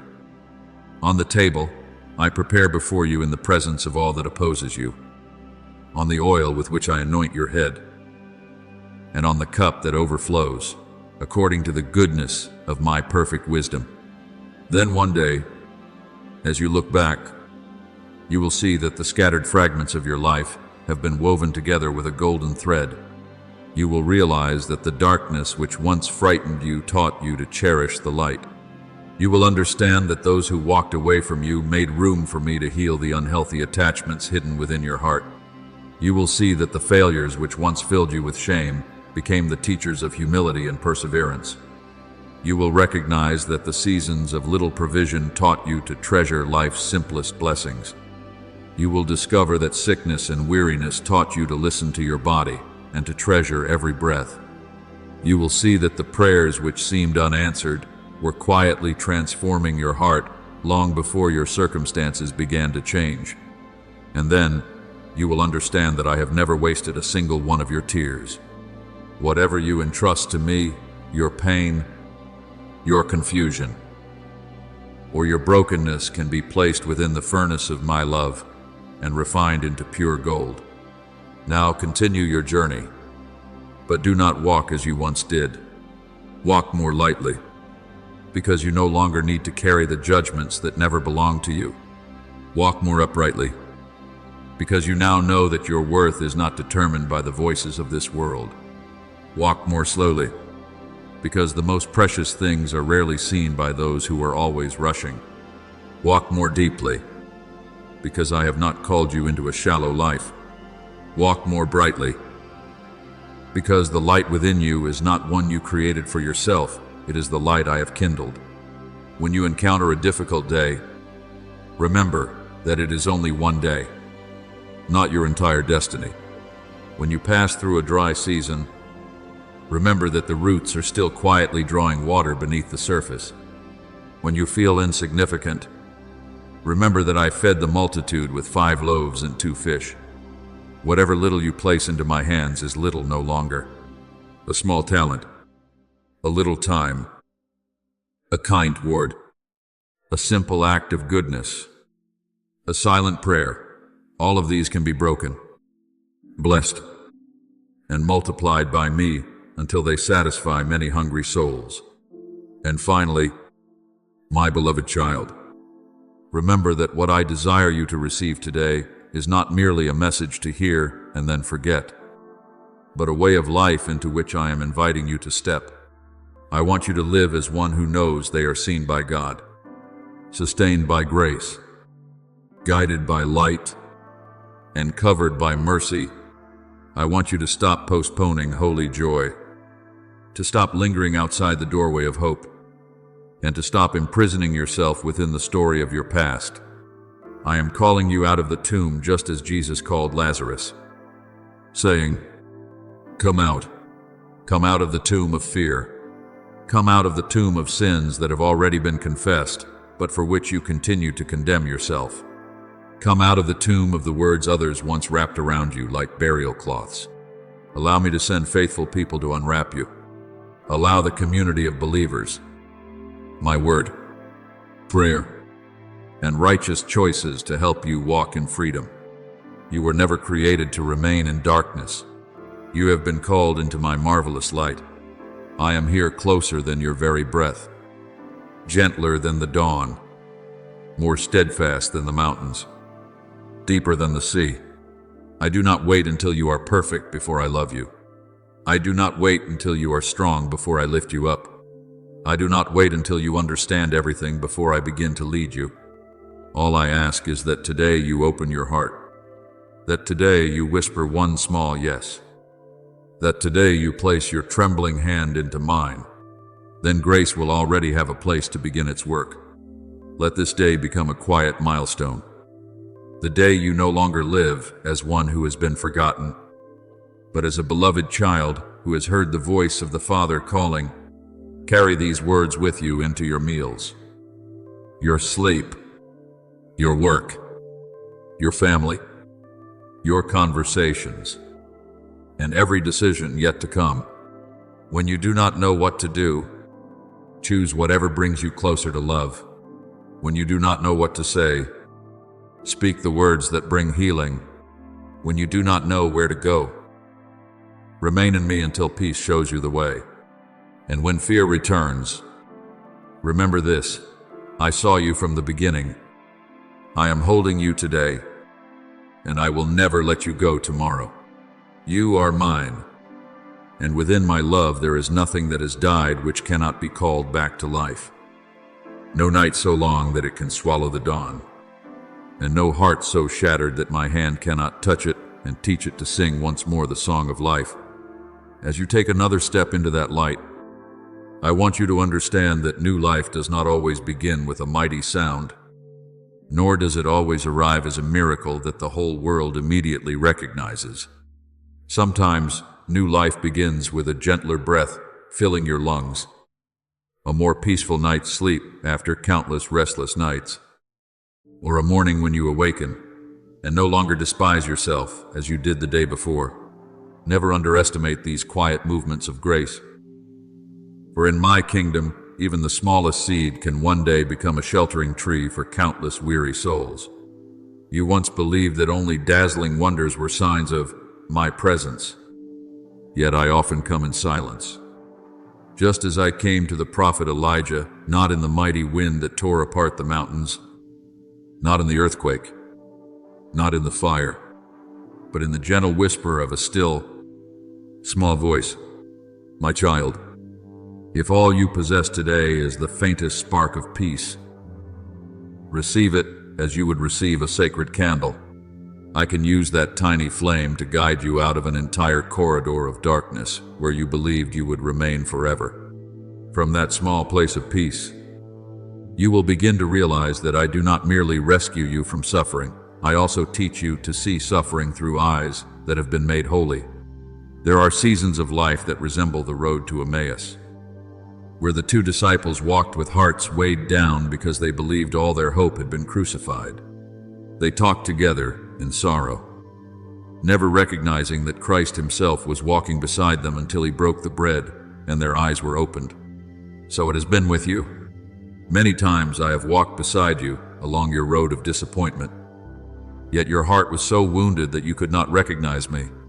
You saw only what had been lost, those who had departed, the doors that had closed, and the prayers that seemed to disappear into silence. Yet all the while I walked beside you, speaking to your soul in ways your mind had not yet learned to understand, warming your heart through quiet signs of my presence, until one day you too will look back and say, with those disciples, were not our hearts burning within us while he talked with us along the way? Be patient, my child, for sometimes the eyes of the soul open only after the bread has been broken, that is, after your stubborn self has been broken within my hands. Therefore, do not fear those moments when you feel yourself being broken. Bread cannot feed others if it insists on keeping its own perfect shape, and a grain of wheat cannot produce a harvest unless it falls into the ground and dies. This does not mean that I delight in your suffering. My beloved, I never rejoice over your tears, yet I possess the power to ensure that not one of them is wasted. I can transform what appears to be shattered into a fountain from which grace overflows. Remember Joseph, the son who was sold by his brothers, cast into a pit, carried away into a foreign land, falsely accused, and forgotten within a prison. Had anyone looked only at each separate chapter, they would have believed his life was nothing but a chain of injustice. But when my appointed time arrived, the one who had been rejected became the very instrument through whom his entire family was preserved during famine. Joseph said to his brothers, "You intended to harm me, but God intended it for good." My child, those are the very words I long to plant within your heart. Not everything that happens to you is good, but in my hands, everything can be brought toward a greater good. If someone has wounded you, I am not asking you to pretend that the wound was insignificant. I am not asking you to return to the place that stole your peace simply to prove that you have forgiven. Forgiveness is not the denial of truth, nor is it permission for others to continue trampling upon the dignity I have given you. Forgiveness means placing that debt into my hands so that your heart is no longer chained to the one who caused your pain. You may forgive and still need time to heal. You may forgive and still keep a wise distance. You may forgive and still learn to say no to whatever corrupts your soul. When Jesus commanded you to love your enemies, he was not teaching you to live without boundaries. He was teaching you not to allow hatred to reshape you into the image of the darkness you once endured. I desire your freedom. Freedom does not mean that every memory disappears. It means those memories no longer sit upon the throne of your heart. Freedom is remembering without being crushed, looking back without longing for revenge, and continuing forward without needing the one who hurt you to acknowledge every wrong before you can finally know peace. Along this journey, you must also learn to cherish your body as a gift, for your soul does not exist apart from your everyday life. I formed you from the dust of the earth and breathed my own breath into you. Therefore your body, too, has been touched by my breath. Do not treat it as your enemy when it grows weary. Do not curse it because of its limitations, its scars, the marks of age, or its days of weakness. Care for yourself with gentleness. A glass of pure water, a nourishing meal, restful sleep, a walk beneath the morning light, a moment spent looking up at the sky instead of another screen. All these can become prayers when they are received with gratitude. By listening to your body, you are not blindly indulging the flesh. You are learning to honor the temple I have entrusted to you. Some sorrows deepen simply because you are exhausted. Some bursts of anger rise because you have neglected to rest. Some prayers become dry, not because I have moved away from you, but because you have drained yourself until you can no longer hear my gentle voice. Let caring for yourself become an act of humility. For the humble know they are not God. They know they need sleep, food, breath, and the embrace of grace from a body that is cared for with tenderness. Your mind must also be guarded like a holy city. You cannot allow every poisonous word to enter your heart and still expect your soul to remain pure. You cannot spend every day consuming fear, comparison, bitterness, and hopeless news, then wonder why your faith has grown weak. In Philippians 4:8, you are invited to dwell upon whatever is true, noble, right, pure, lovely, and worthy of praise. This is not an escape from reality. It is choosing the water from which your soul drinks. You may still know that the world is suffering, but do not allow its darkness to become your permanent dwelling place. You may still see the problems around you, but look upon them with the eyes of one who believes that I am still at work. Each day ask yourself, is this nourishing my soul or poisoning it? Does this word lead me closer to love or pull me toward hatred? Does this habit enlarge my heart or leave it barren? When you learn to guard the doorway of your heart, you will discover that peace is not a luxury, but the fruit of countless small choices made within the light. Yet do not misunderstand and believe that life with me is a life without trials. Those whom I love may still walk through the wilderness, but the wilderness is no longer a place of abandonment. It becomes a place of purification. The people of Israel possessed no overflowing storehouses in the desert. Yet every morning, manna fell from heaven, enough for that day alone. I did not give them manna for 10 years at once, because I desired to teach them daily trust. So it is with you. Often you want me to reveal your entire future, to show you every outcome, to place every answer securely into your hands before you can rest. Yet I usually provide enough light for the next step, enough strength for today, and enough grace for the trial that stands before you. Whenever you pray for your daily bread, you are learning to live within the rhythm of trust.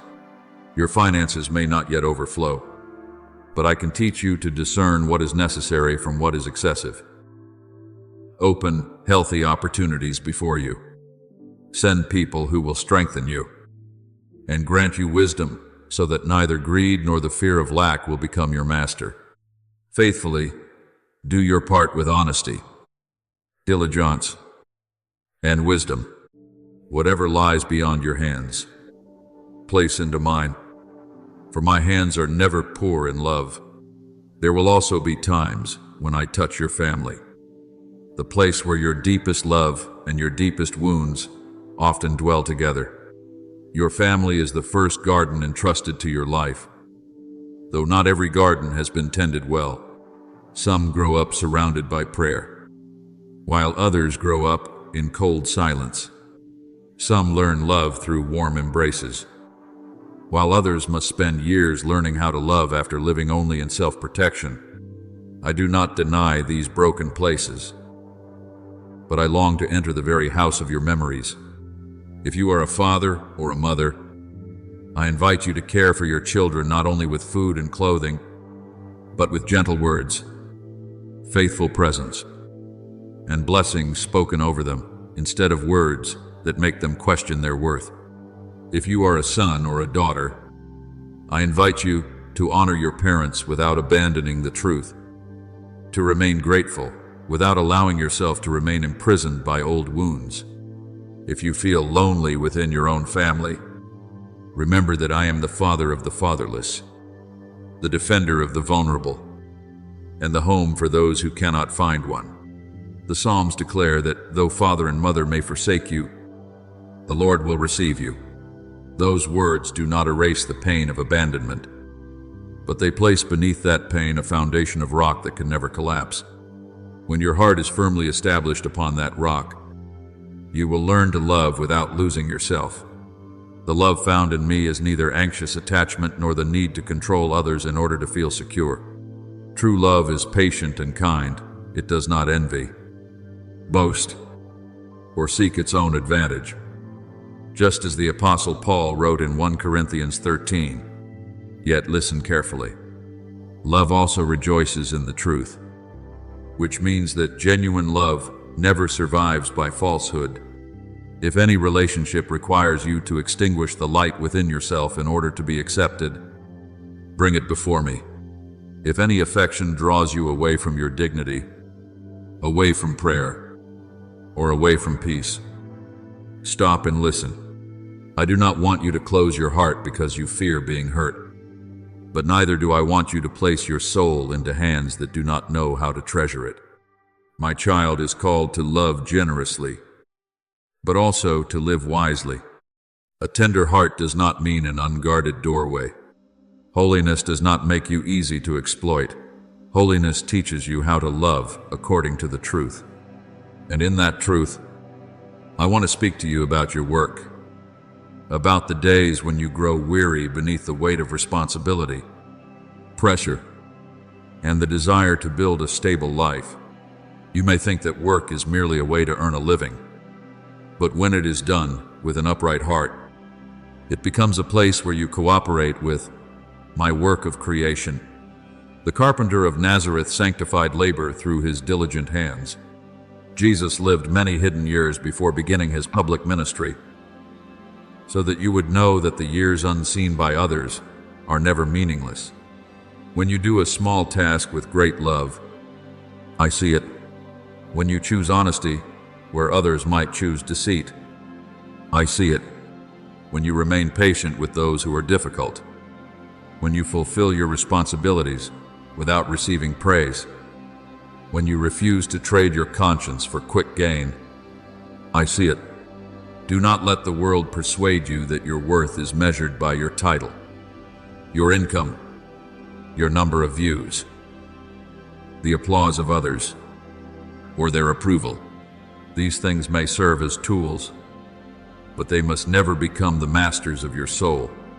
You work to serve life, not to allow work to consume the very life within you.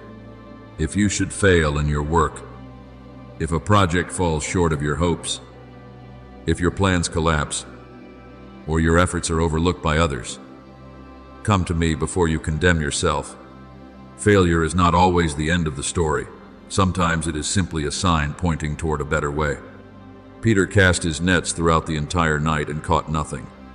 Yet when Jesus told him to put out into the deep water and lower the nets once more, the catch became so abundant that the nets were nearly torn apart. Do you see? The same lake, the same hands. Yet when guided by my word, what once produced nothing can suddenly bear new fruit. Perhaps you do not need to abandon everything. Perhaps you only need to cast your nets into a different depth, with a different spirit, a different discipline, a different obedience. Do not let a sleepless night cause you to despise the morning I am preparing for you. Do not let one season without fish convince you that your entire life is an empty sea. Listen, adjust, learn, pray, and keep moving forward. I never waste any sincere effort you offer me. As you continue your journey, remember that I do not heal you simply so that you alone may enjoy peace. I also desire you to become a small light for others, not a lamp proud of shining brighter than everyone else, but a lamp that knows its flame was kindled by the fire of heaven. Someone is waiting for your smile. Someone needs the word of encouragement you hesitate to speak. Someone needs you to listen without judgment. Someone may be rescued from a dark decision simply because you appeared at the right moment with kindness in your heart. The Good Samaritan did not deliver a long sermon along the roadside. He bent down, dressed the wounded man's injuries, placed him upon his own donkey, brought him to an inn, and cared for him. Mercy is not merely a beautiful feeling. Mercy has hands, feet, time, and sacrifice. I do not ask you to save the whole world in a single day. I simply invite you not to walk past the one lying beside the road of your own life, when your heart knows you are able to do one act of goodness. Yet to show mercy to others, you must also know how to receive mercy yourself.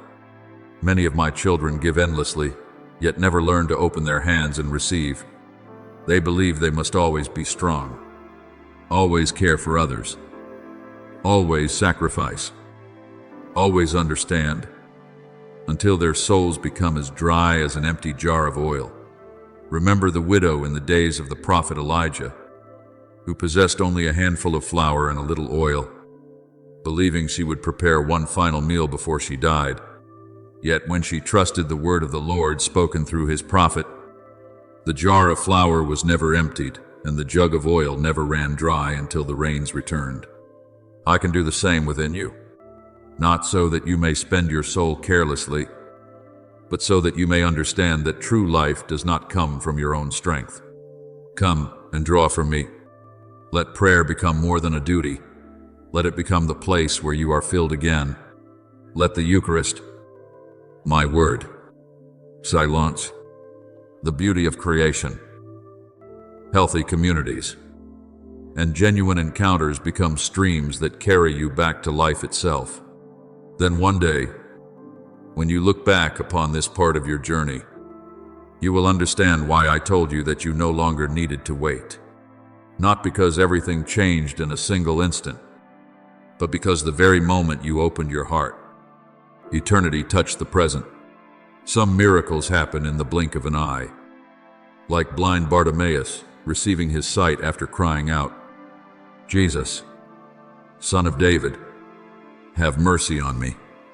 Yet other miracles grow quietly over time, like rain slowly soaking into the earth, like a wound gradually covered with new skin, like a heart once filled with fear, learning once again to rest safely in the Father's embrace.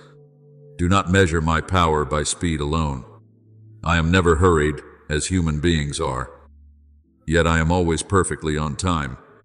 When Lazarus had lain in the tomb for 4 days, many believed it was too late. Yet Jesus stood before the tomb and called, "Lazarus, come out." Even what had been wrapped in burial cloth still heard the voice of life. My beloved child, if there is any part of you that feels dead, dreams that have died, faith that has died, gentleness that has died, the courage to begin again that has died, allow my voice to reach that place. No grave is deeper than the power of the resurrection. Therefore, come out from the burial cloths that still bind you. Come out from the words, "I can't." Come out from the room of endless delay. Come out from the habit of making yourself small so that others will find you easier to accept. Come out from the shame that whispers you deserve only broken things. Come out from the comparisons that make you forget the unique path I have prepared for you. The lilies do not need to become olive trees in order to be loved by me. Nor do sparrows need to sing like nightingales for me to care for them. Neither do you need to become a copy of someone else. I created you with a unique thought, a unique heartbeat, and a unique calling. When you live authentically in my light, you do not take another person's place. You simply return to your own place within the great symphony I am composing across this world. Every healed soul becomes another note in the song of hope.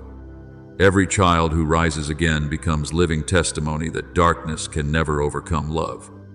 My beloved child, what I desire most is not that you fear me, but that you trust me.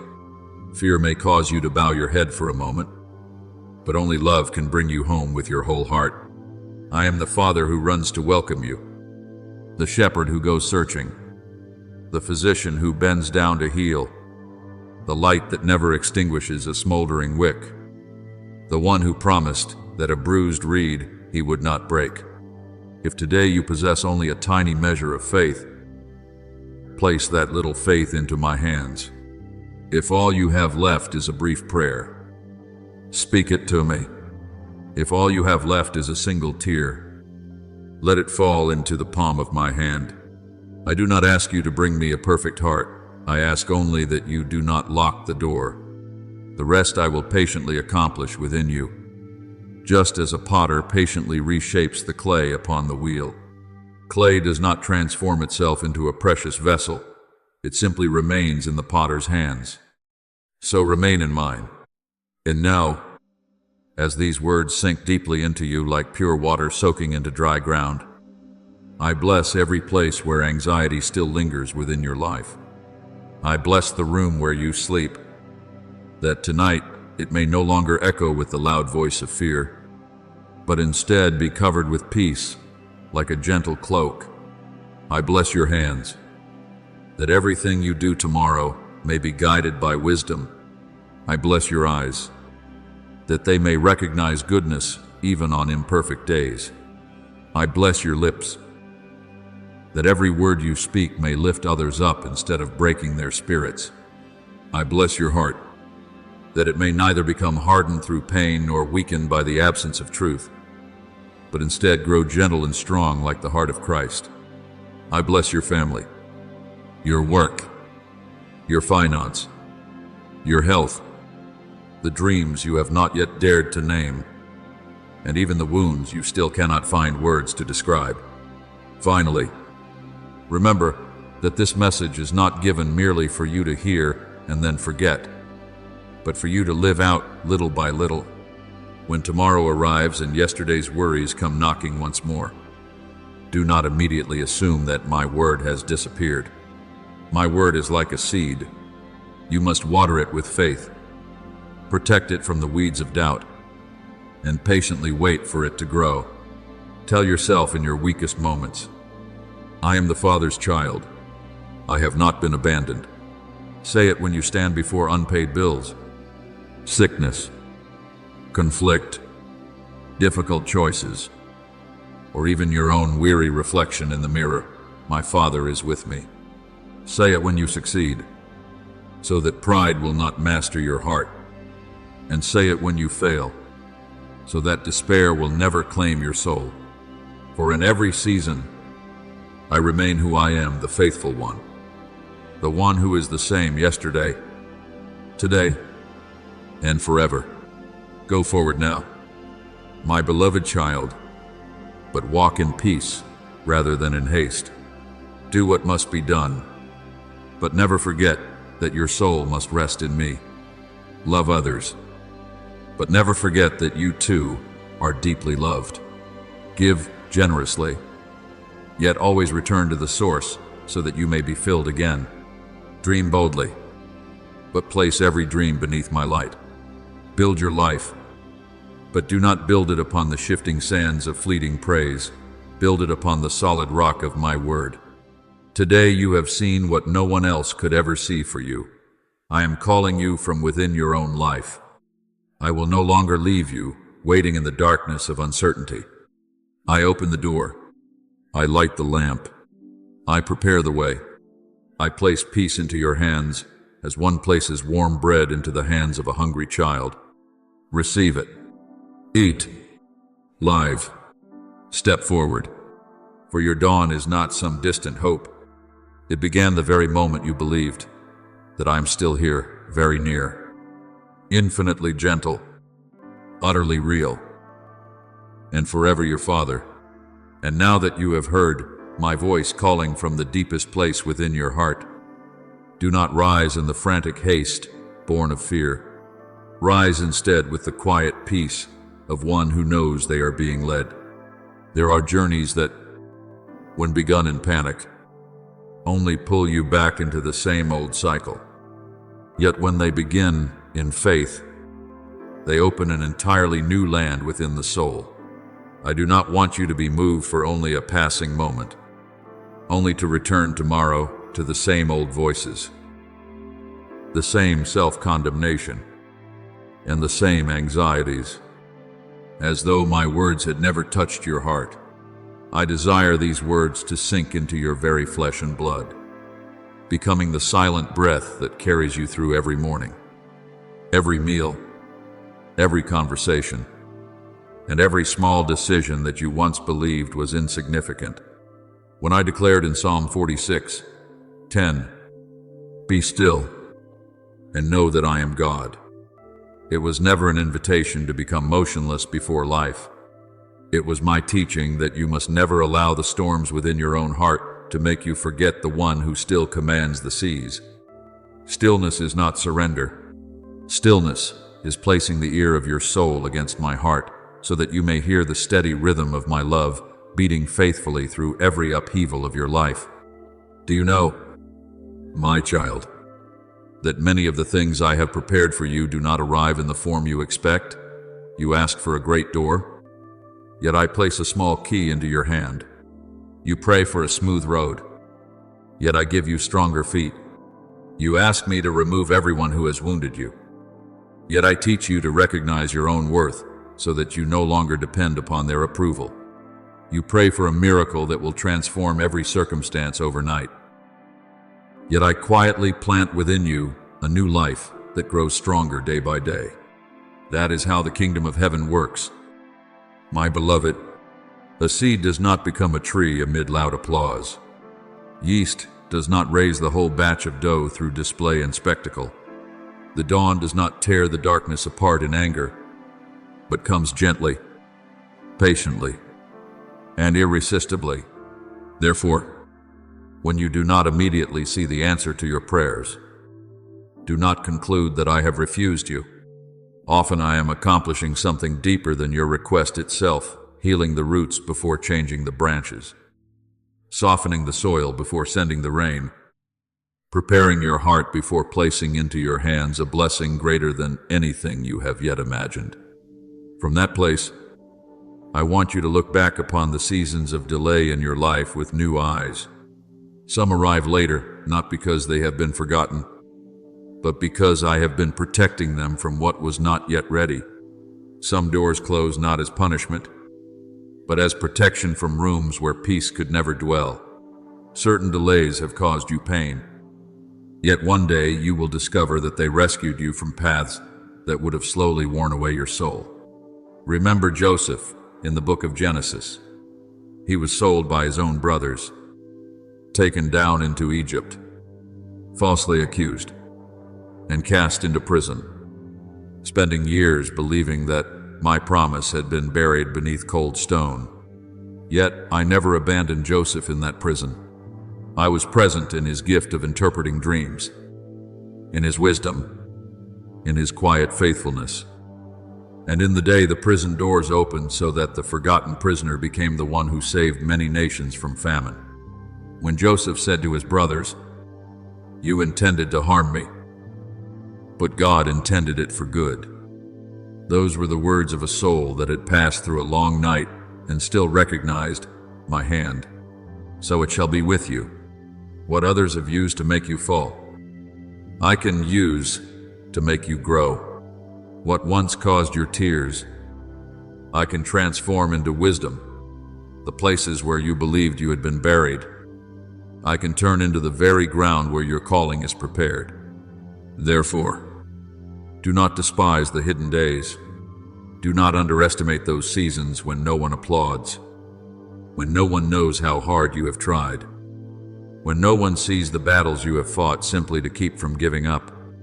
I have seen them all. I saw you choose silence instead of answering with bitterness. I saw you continue doing good while your own heart was hurting. I saw you care faithfully for your family, even while you yourself longed to be cared for. I saw you whisper a brief prayer when tears tightened your throat. I saw you turn away from temptation, step out of destructive thoughts, and refuse an easier path that would have darkened your soul. Not one act of goodness is ever lost before my eyes. Jesus declared that even a cup of cold water given to one of the least will never lose its reward.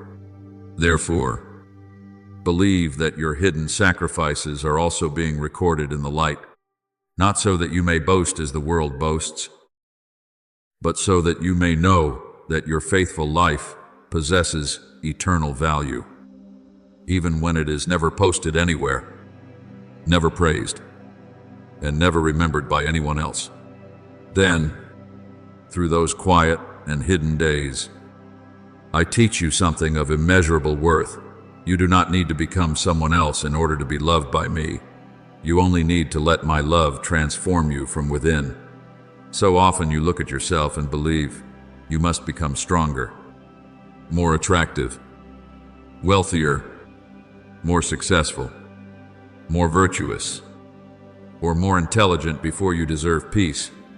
But, my beloved child, my peace is not a reward reserved for those who have already become perfect. My peace is living water given to those who thirst. Jesus stood beside Jacob's well and spoke to the Samaritan woman about the water of eternal life. Even though her life was marked by brokenness and by the very things others used to despise her, he did not begin by shaming her. He began with an encounter.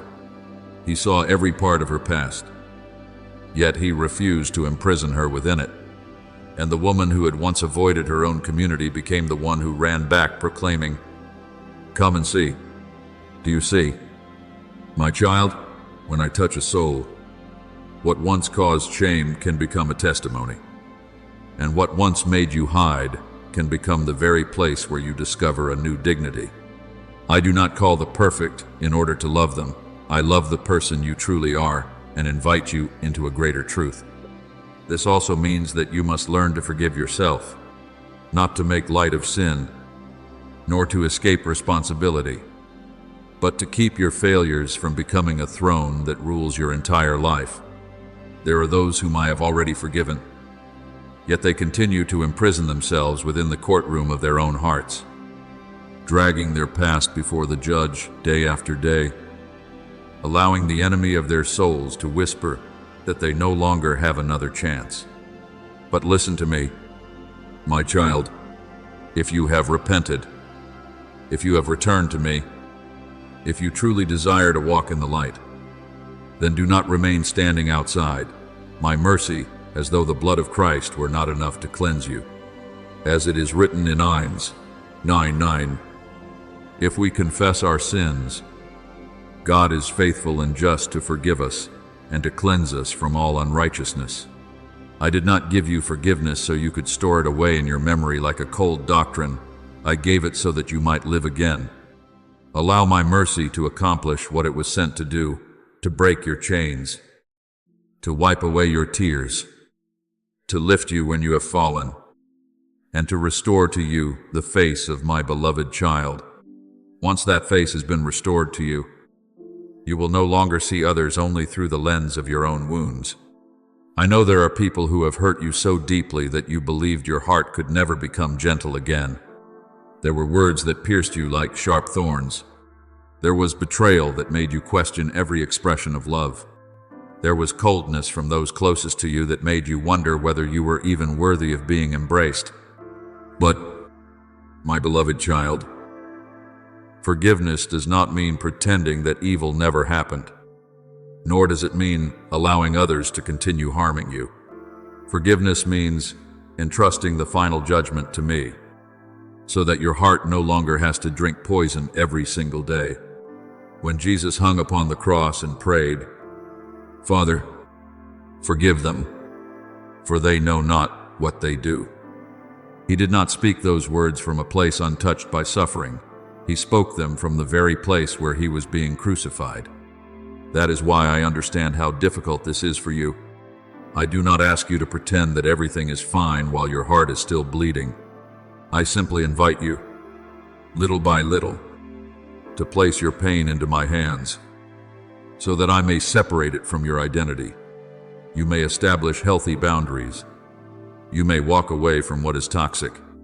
You may protect your peace, but do not allow bitterness to become the home where you live. From this place, you will also learn to love those I have entrusted to you with a wiser and more discerning love. Family is not always the easiest place in which to grow in holiness. Often, it is within your own home that you must learn the greatest patience, the deepest listening, the wisest silence, and the courage to speak the truth in love. If you have children, do not teach them merely through commands. Teach them through the kindness in your eyes, by apologizing when you are wrong, by praying when life becomes difficult, and by the way you treat those who are weak. If your parents are still with you, remember that gratitude can exist alongside healthy boundaries. Love does not require you to let yourself be crushed, nor does it require you to shut your heart behind the walls of pride.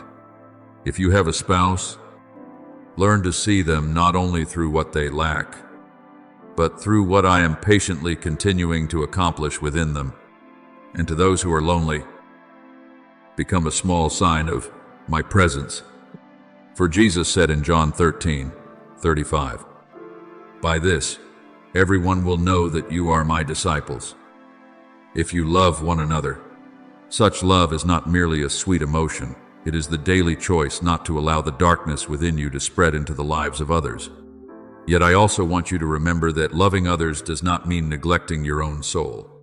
Some of my children exhaust themselves trying to please everyone, afraid of appearing selfish if they dare to rest, trying to rescue everyone while forgetting that they, too, must return to the living waters.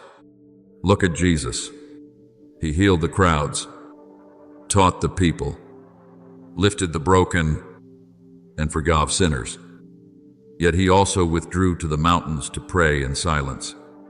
If even my only begotten Son set aside time to be alone with the Father, then how much more do you need? Moments of stillness in which your soul can breathe again. Do not mistake rest for laziness when it enables you to return to love with a purer heart. Do not think caring for your body is insignificant, for your body is an earthen vessel carrying the treasure of grace. Sleep well whenever you are able. Receive your meals with gratitude. Let your feet walk beneath the warmth of the sunlight. Let your eyes turn away from the screens that burden your mind. Give your soul a day when it no longer has to strain to prove anything, but simply lives before me as a beloved child who is free to breathe deeply. As your heart grows more peaceful, you will discover that your work begins to change as well. Perhaps your work is not yet what you once dreamed of. Perhaps your workplace is filled with pressure. Perhaps your coworkers do not understand you. Perhaps your efforts have not yet been rewarded as they deserve.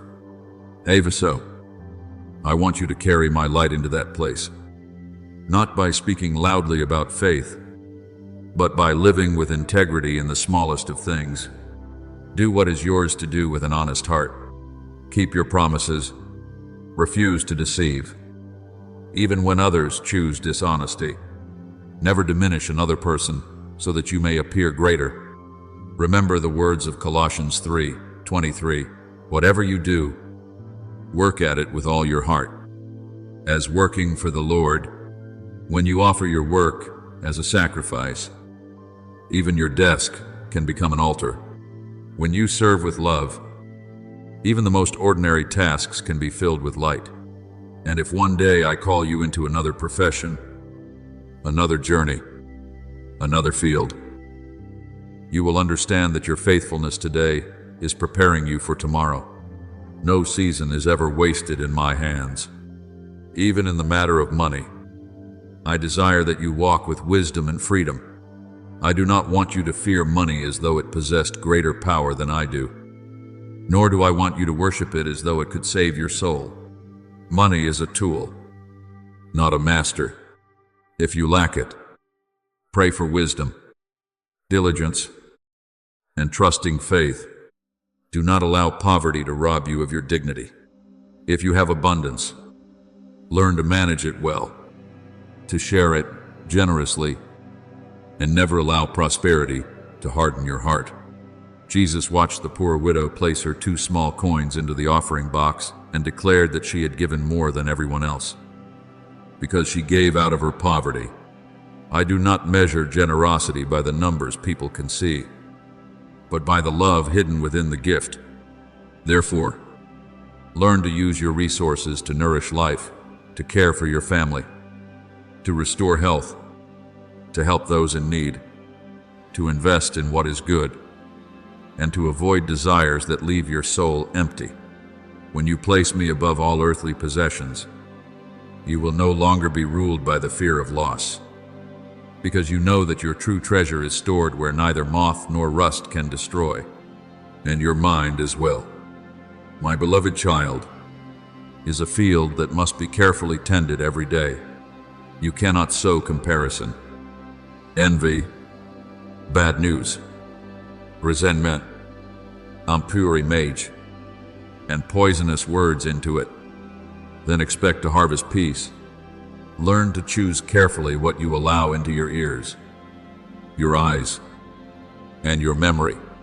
In Philippians 4:8, you are invited to dwell on whatever is true, honorable, just, pure, lovely, and worthy of praise. This does not mean denying reality or ignoring the suffering of the world. It means refusing to let darkness determine the climate of your soul. When a destructive thought comes, do not believe it simply because it shouts the loudest. Ask yourself, does this come from love? Does it lead me toward life? Does it agree with the truth that I am a child of God? If not, let it drift by like a passing cloud. Do not build your home beneath its shadow. Renew your mind day by day through prayer, through the Word of God, through gratitude, through healthy conversations, and through holy silence. A mind continually watered by light will gradually produce decisions that are filled with light. There will still be times when you stumble, and I tell you this not to discourage you, but so that you will not fall into despair when it happens. Spiritual maturity is not the absence of weakness. It is learning to return more quickly, more humbly, and with greater trust. A little child learning to walk is not rejected by a loving father because he falls. His father reaches out his hand, smiles, lifts him up, and encourages him to take another step. So it is with me. I do not rejoice when you fall, but I rejoice whenever you allow me to lift you again. Do not let one difficult day become a broken identity. Do not allow one mistake to become the reason you abandon the entire journey. Do not let the enemy of your soul use today's weariness to convince you that tomorrow holds no light.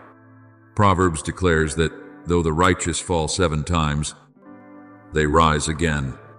What makes you mine is not that you have never stumbled, but that in the deepest place within your heart, you still recognize the voice of the shepherd and still long to come home. Therefore, when night falls and your room grows quiet, if those old questions rise again, bring them to me instead of bringing them to your fears. Speak to me about what you do not understand. Speak to me about the one you still miss. Speak to me about the unpaid bills, the wounds that remain unhealed, the dreams not yet fulfilled, and the prayers that have not been answered in the way you expected. I never grow weary of listening to you. The world may tell you to speak less, to be stronger, to forget, to move on. But I am your Father, and I know there are wounds that can only be healed when they are brought into the light of love. Psalm 62:8 declares, pour out your hearts before him. So pour out your heart not as one casting a burden into empty space, but as a child laying down a heavy backpack at the doorstep of the Father's house. I will never mock your tears. I will never count the number of times you bring me the same sorrow. I will remain beside you until your soul remembers how to breathe again. And from that breath, a new day will dawn, not necessarily through a spectacular miracle, but through a tenderness that is profoundly real. You will find that you are able to begin again. You will discover that you can make your bed, drink a glass of water, open the window, accomplish one small task, send a simple message, read a verse of scripture, step outside, forgive a little more, and hope a little more. This is how resurrection grace quietly unfolds in ordinary life. It is not always the great stone rolled away before the eyes of the crowd. Sometimes it is the small stone resting upon your heart that is gently lifted away. Little by little, Mary Magdalene came to the tomb in tears, believing everything had ended. Yet in the very place where she expected only death, She heard her own name spoken. Mary. That single word transformed the color of her entire world. So it is with you.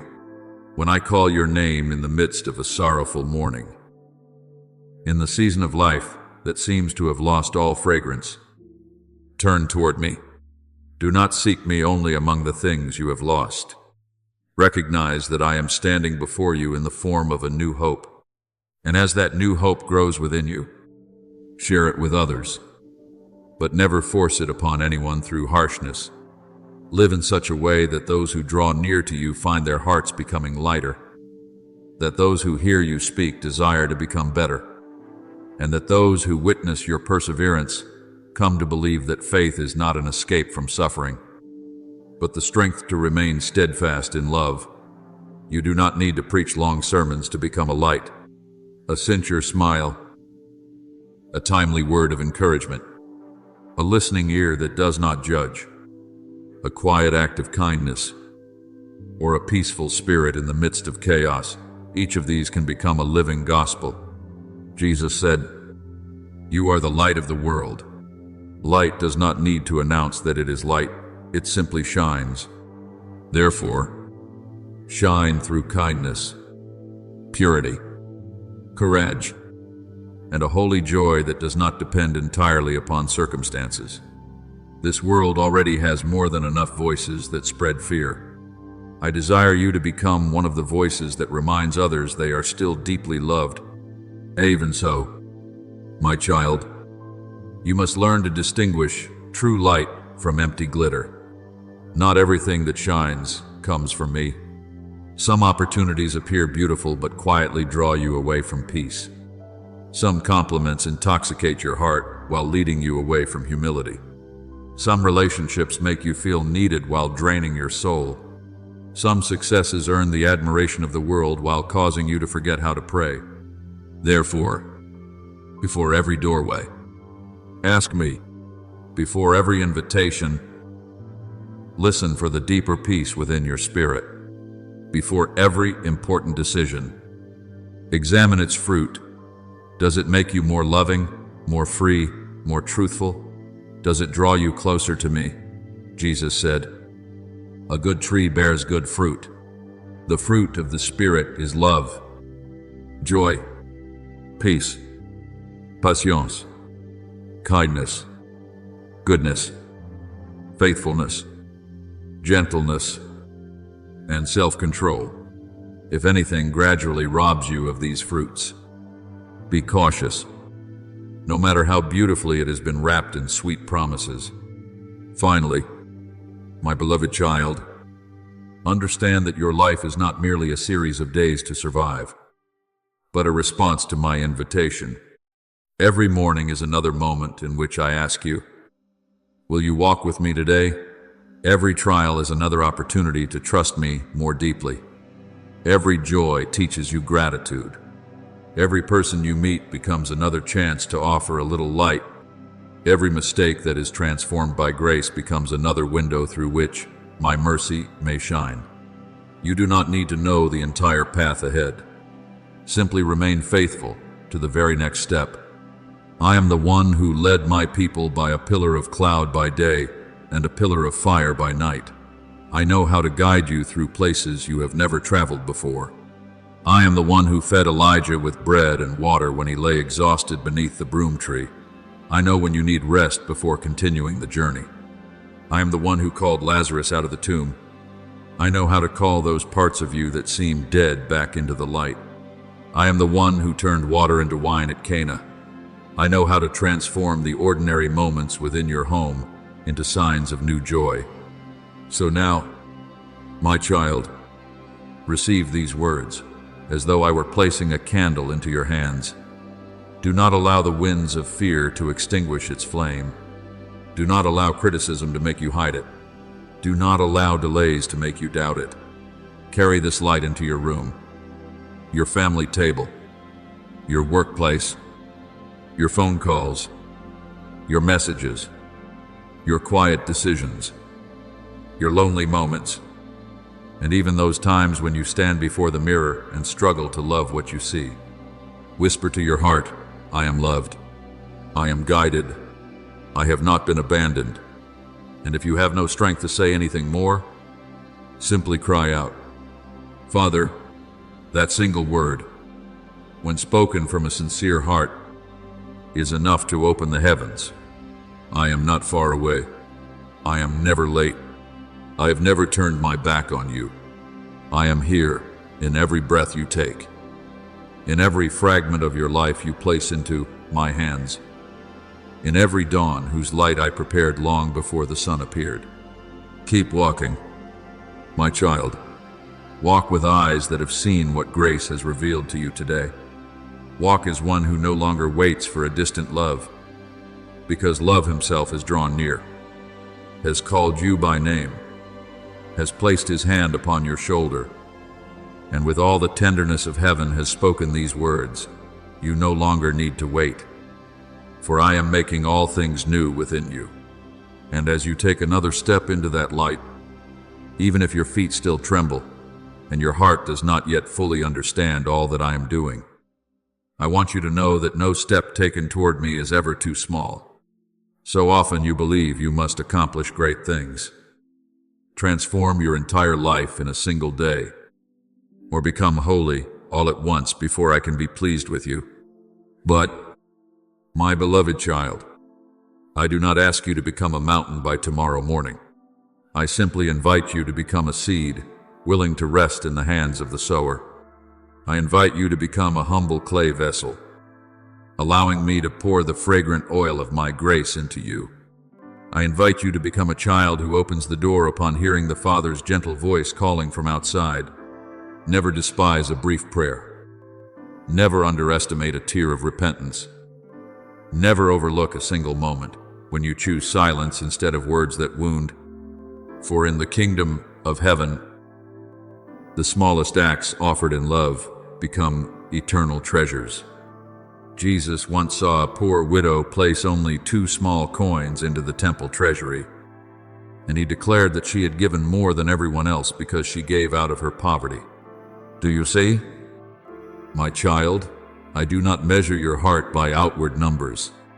I look into the hidden depths where only you and I can see, where every quiet sacrifice shines before me like refined gold. From that hidden place, I want you to learn once again the art of faith, not the loud faith that appears only after miracles have arrived, but the gentle, steadfast faith that keeps its lamp burning through the darkest night. Perhaps today you still do not see financial doors opening before you. Perhaps your body has not yet been fully restored. Your family has not yet become the haven you long for. Your work has not yet returned your joy, and your mind has not yet found freedom from anxious thoughts. Yet even now you can still pray, Father, I believe that you are at work. That is the kind of prayer that causes heaven itself to bend low. In Habakkuk 3:17, the righteous man declared that though the fig tree should not blossom, the vines should bear no fruit, and the fields should produce no food, yet he would still rejoice in the Lord. Do not mistake that joy for the denial of suffering. It is a joy deeper than circumstances, like an underground stream flowing beneath dry ground, like a light that does not depend on the changing weather of life. I do not ask you to wear a false smile while your heart is aching. I invite you instead to place your pain within a faith greater than the pain itself, so that suffering will never become the throne that rules your soul. As you begin to believe in this way, you will discover that the work I am doing within you does not always begin on the outside. Often I do not immediately change your circumstances because I am first changing the way you see them. I do not remove every trial at once because I am placing within you the strength to walk through it. I do not always answer according to your expectations because I am preparing something far better suited for your soul. Think of Joseph, who was sold by his brothers, taken down to Egypt, falsely accused, and forgotten in prison. If you looked only at each chapter separately, all you would see would be injustice. Yet, when the appointed time came, that very path which seemed buried forever, became the road through which an entire nation was saved from famine. Joseph told his brothers in Genesis 50:20, "You intended to harm me, but God intended it for good." My beloved child, I can do the same with your life. The things that once made you weep are not necessarily the end of your story. The times you were rejected do not mean you were abandoned. The doors that close before you do not necessarily signify failure. Sometimes they are my loving hand, protecting you from a path that was never meant for you, so that I may lead you to the place where you can truly live according to the dignity I have placed within you. But to arrive there, you must begin laying down the burdens of yesterday. You cannot enter a new season while still clinging to the stones of resentment, the shattered mirrors of shame, the unpaid debts of the past, or the old voices that keep insisting you can never be healed. I know that some wounds are not easily released. I know that certain words pierced your heart like thorns, and that some memories still ache at the slightest touch. I will not tear them from your hands with harshness. Instead, I sit beside you, patiently, like a father sitting next to a trembling child, and I gently whisper, "You may entrust them to me one piece at a time. Today, give me one fear. Tomorrow, give me one painful memory. On another day, place into my hands the person you still cannot forgive." Healing does not always arrive like thunder and lightning. More often, it comes like the dawn, slowly, quietly, gently, yet nothing can stop the light once its appointed hour has come. Psalm 148:3 declares that the Lord heals the brokenhearted and binds up their wounds. I do not merely look upon your wounds. I stoop down to bind them with my own mercy. And when this day comes to its close, even if not every problem has been resolved, remember that peace is not the absence of difficulties, but the assurance that you are being held in the midst of them all. When you lay your head upon your pillow, I remain awake. When you no longer have words to pray, the Holy Spirit continues to intercede for you. When you cannot see what tomorrow will bring, I have already gone before you. When you feel weak, my power is made perfect in your weakness. So rest tonight with the trust of a dearly loved child. Rise tomorrow with the hope of a soul that has been called by name. Walk each day with the dignity of one who has been redeemed. And always remember, what you are hearing today is not an illusion, nor an empty echo. It is my invitation to you: live, love, believe, return, flourish. For I am still here. I remain merciful, and I am still making all things new within you. Merciful Father, at this very moment, I come before you, not with hands filled with victories, but with a heart that is learning to open itself to your love. I have walked through many days believing I had to carry everything alone: the burdens of finances, health, family, work, the future, and even the hidden wounds that no one else could see. But today, through your gentle voice calling me, I understand that I have never truly been alone. Please enter the places of darkness that I still keep hidden, where fear continues to whisper that I am not strong enough, where the past still tries to pull me backward, and where old disappointments make me afraid to hope again. Place your gentle hand upon my mind, that every anxious thought may become still, just as the sea once became calm at the voice of Jesus. Teach me to recognize your voice amid the countless noises of this world. For you have said, "My sheep hear my voice, I know them, and they follow me." Father, teach me to walk in the light you provide for today, without demanding to see the entire road ahead, without allowing tomorrow's worries to steal today's peace, but trusting that the one who has called me by name will also lead me safely into his peace. Beloved Father, I offer to you my body, my soul, and everything that belongs to my life. I surrender to you the weariness in my bones, the sleepless nights, the mornings when I awaken with a heavy heart, and the moments when I force a smile while feeling fragile within. Heal me, not only outwardly, but from the deepest roots of my being, where I have blamed myself too often, where I believed I was unworthy of love, where I allowed the opinions of others to define my value. Teach me to care for my body as a temple of the Holy Spirit, to rest when rest is needed, to live with moderation, to speak kindly to myself, to stop comparing myself with others, and to stop condemning myself by impossible standards. I also place before you my family, those I love, those who have wounded me, the conversations left unfinished, the apologies that remain unspoken, and the misunderstandings that still stand between our hearts like invisible walls. Sow gentleness into our home, wisdom into my words, mercy into my eyes, and warmth into every shared meal, so that the place where I live may become more than a house of bricks and stone, but a true home filled with the breath of your grace. Father, if there is anything within me that must be released, do not let me be afraid. If there is a relationship that is quietly draining the life from my soul, grant me the wisdom to love while still guarding the peace you have given me. If there is a habit that is silently stealing my strength, grant me the courage to begin changing through small, faithful steps. If a door has closed behind me, keep me from standing before it in bitterness. Instead, help me turn toward the new door you are opening. I remember your promise in Isaiah. See, I am doing a new thing.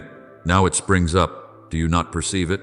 Open the eyes of my soul to recognize your new works, even when they appear in the smallest forms.